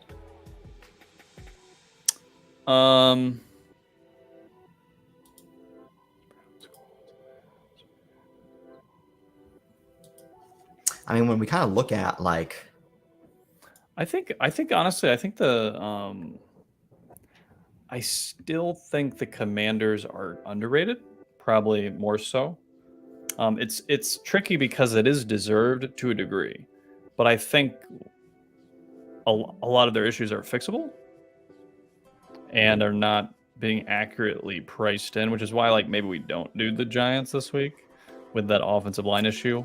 I think it's probably right because when I'm looking at the EDP overall, all right, we're flirting with all the very worst teams. Now, that's not always bad because we're getting points with these teams, but we have Giants, Steelers, Patriots as the 3 worst teams, and we're thinking about potentially betting all of them. Take all of them, and that's why I said I think we got to like be willing to take some favorites here, and just find the right line versus the matchup.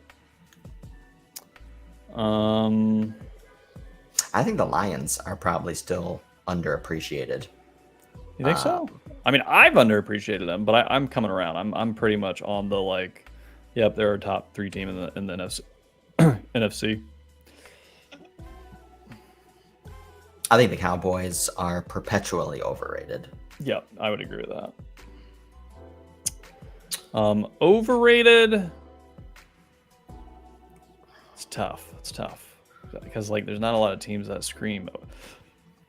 I mean, it's hard because like, how do you say the Chiefs are overrated without sounding like an idiot? Because like, their defense is good. Their offense is average at this point. I think the Texans are still underrated. Oh yeah, and that's Charles said the same thing. You could say it, yeah. I've definitely underrated the Texans.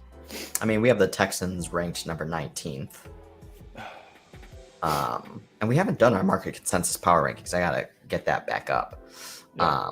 That gives us a sense of how the market is generally pricing these teams. And I would suspect that the Texans are still a bottom 25. Maybe not. As far as overrated, like it's tough. That's a tough one, man. I mean, based on tonight, I would say the Saints. I mean, extremely overrated. Well, where do you think where's the market have the Saints? We have the Saints. Well, they had a -2 tonight.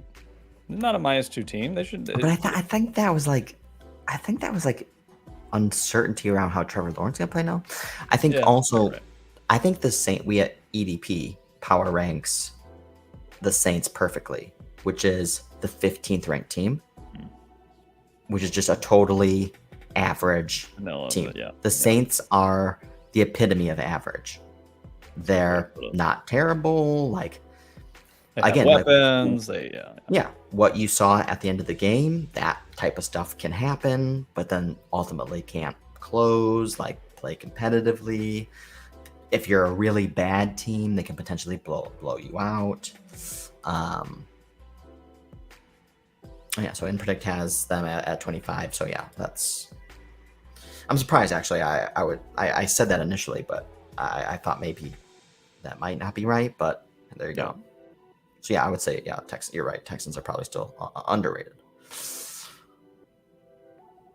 Yeah, maybe the Ravens are a little overrated still. I think Ravens are overrated. That's a good one. That's why I think I like the Lions so much, because that's like a nice combo of Lions, I think, still being underrated, Ravens being overrated. Yeah, that's a good point. That's a great point, actually. I like that a lot. And a part of me wonders if the Chargers are overrated, even though they lost. Are they 2-4 now? Are they the same as the Vikings? I mean, EDP has the Chargers as a 13th ranked team, which I think is fair. Yeah, that's true. They just something not right. They need a clean coaching staff house, I think. I mean, it's this. Yeah, they're 2-3. Yeah, and they play the Bears next week. Oh, they'll rape the Bears there on Sunday Night Football. Yeah. Actually, is Fields coming back? That might be a good let's run it back. Fields 275, Bears -5.5. Yeah, that would be good. I hope Fields does come back, because I mean, he's certainly at least. Well, the variance with Fields can be very good for SGPs. Exactly. Actually, let's talk about that real quick. So on a macro scale, because this is kind of what I did with DFS when I was doing it, is what are some players, situations, themes we should potentially look to key on through the rest of the season? So like, for instance, the high variance of Fields. Like if Fields comes back, if the Bears are playing the right type of defense, like obviously we've seen that script now, but is there another player, situation, team? I think Packers. Packers? Like, what do you like about Packers? Because if the Packers can get healthier, again, Watson was banged up the first few weeks. He's still kind of coming back. And he hasn't been able to establish a lot of chemistry with him yet, per se. But Watson is that type of guy, like we saw in the Raiders game, where you just throw it deep to him. And I think Love has shown the capacity to throw pretty nice deep balls, even if he's not necessarily a great quarterback.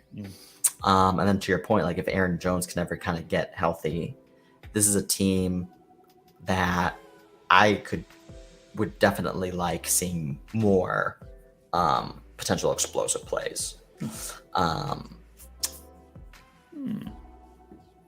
You're making the case that I think Packers is a like doesn't feel right, but it's the right side versus the Broncos. Because I mean, what do you sentiment for the Broncos is so bad. Exactly. So why are they plus 1.5? I know it's because they're home. +3. I mean, I don't. Again, we're talking about you're asking me what could be some potential themes for these teams over the second half of the season. Yeah, not necessarily this. Yeah, week. no, I know. You're just convincing me more that like the Packers are a little bit under the radar, generally speaking, because they got two of those wins without a lot of those key players. So finding now. Yeah. I don't know if this is going to happen, but if Sam Howell can mature and get any sense of not getting sacked 5 or 6 times a game, the Commanders could be a team that you'd like to play into SGPs and this type of stuff and potentially be explosive. Yep. I agree.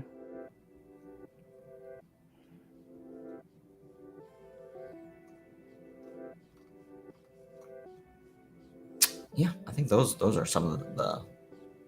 I think the Rams will probably start to come back down to earth a little bit. Mm-hmm. Probably Cardinals too. Yeah.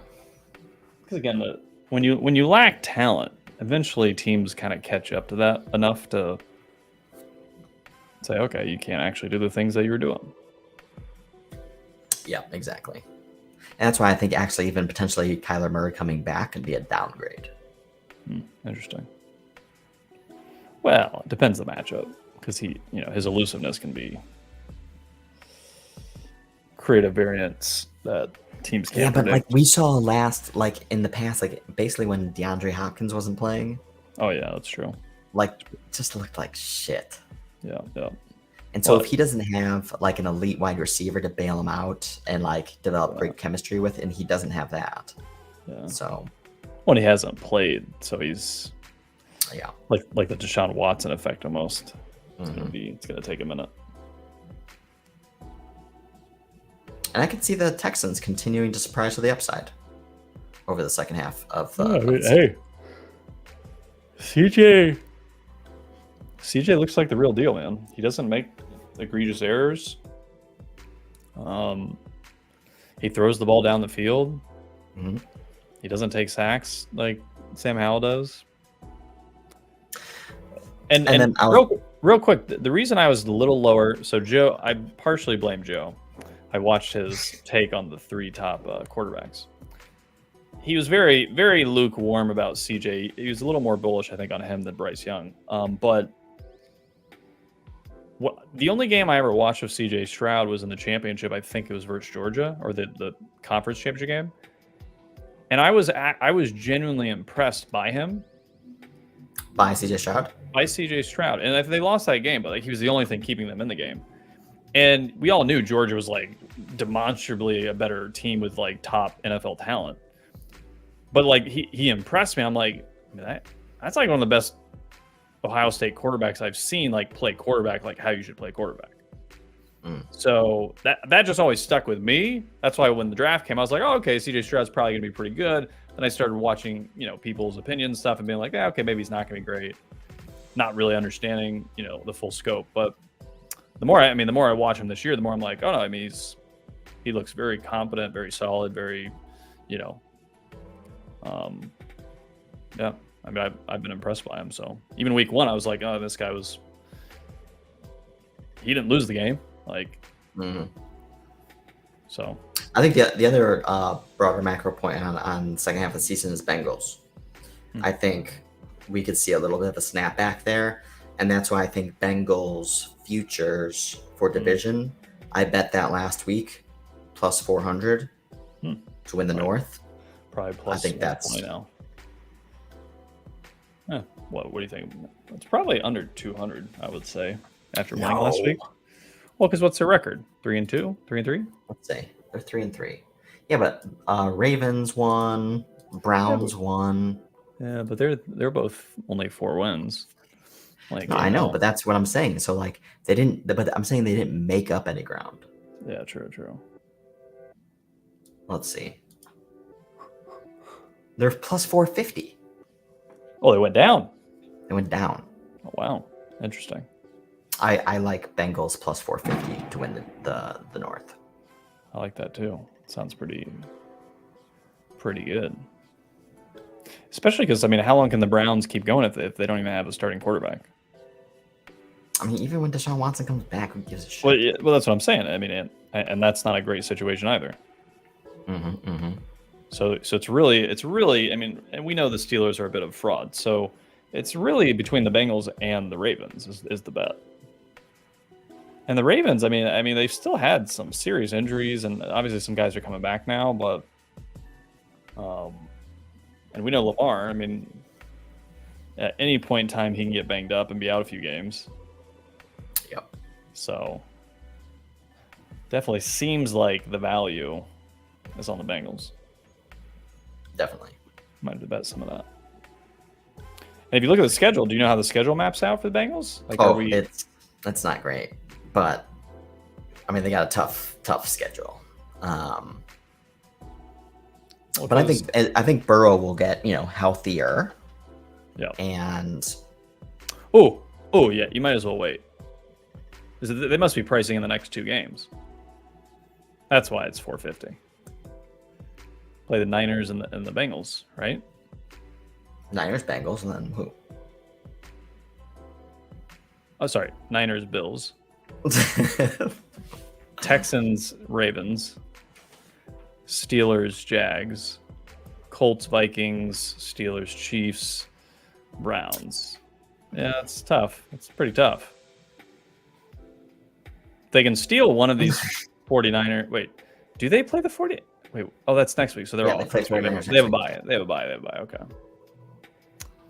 Huh. Well, they own the Bills, so they could actually beat the Bills. I mean, they have the Bills number. Yes. So. Yeah. No, but I would agree. Yeah, maybe if you wanted to try to be very tactical. I mean, the plus 450 is assuming that they're going to lose. But it probably would move to like 485 or something. Well, if the Ravens and the Browns are favored, so if they both won, then next week comes. No, I think you want to bet them before the Ravens because that's going to be a very high leverage game. So if they win, then this is going to move dramatically. You want to be ahead of that. Yeah, true.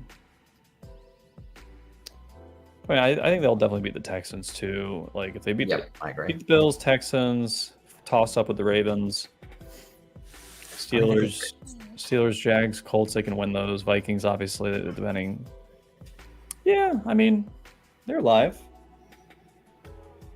I mean, they're definitely alive. Yep. Interesting. I dig it. All right. Good stuff. That was a good stream. Profitable. We've narrowed down top 5 or 6 so plays. Let's go 5-0 this week. Let's be wild. We got it. We need it. No risk it, no biscuit, right? No risk it, no biscuit. Especially for Circa. Especially for Circa. Yeah. And then yes, we may do the game trade for Sunday night. Let me know. That would be a good one. All right, cool. All righty.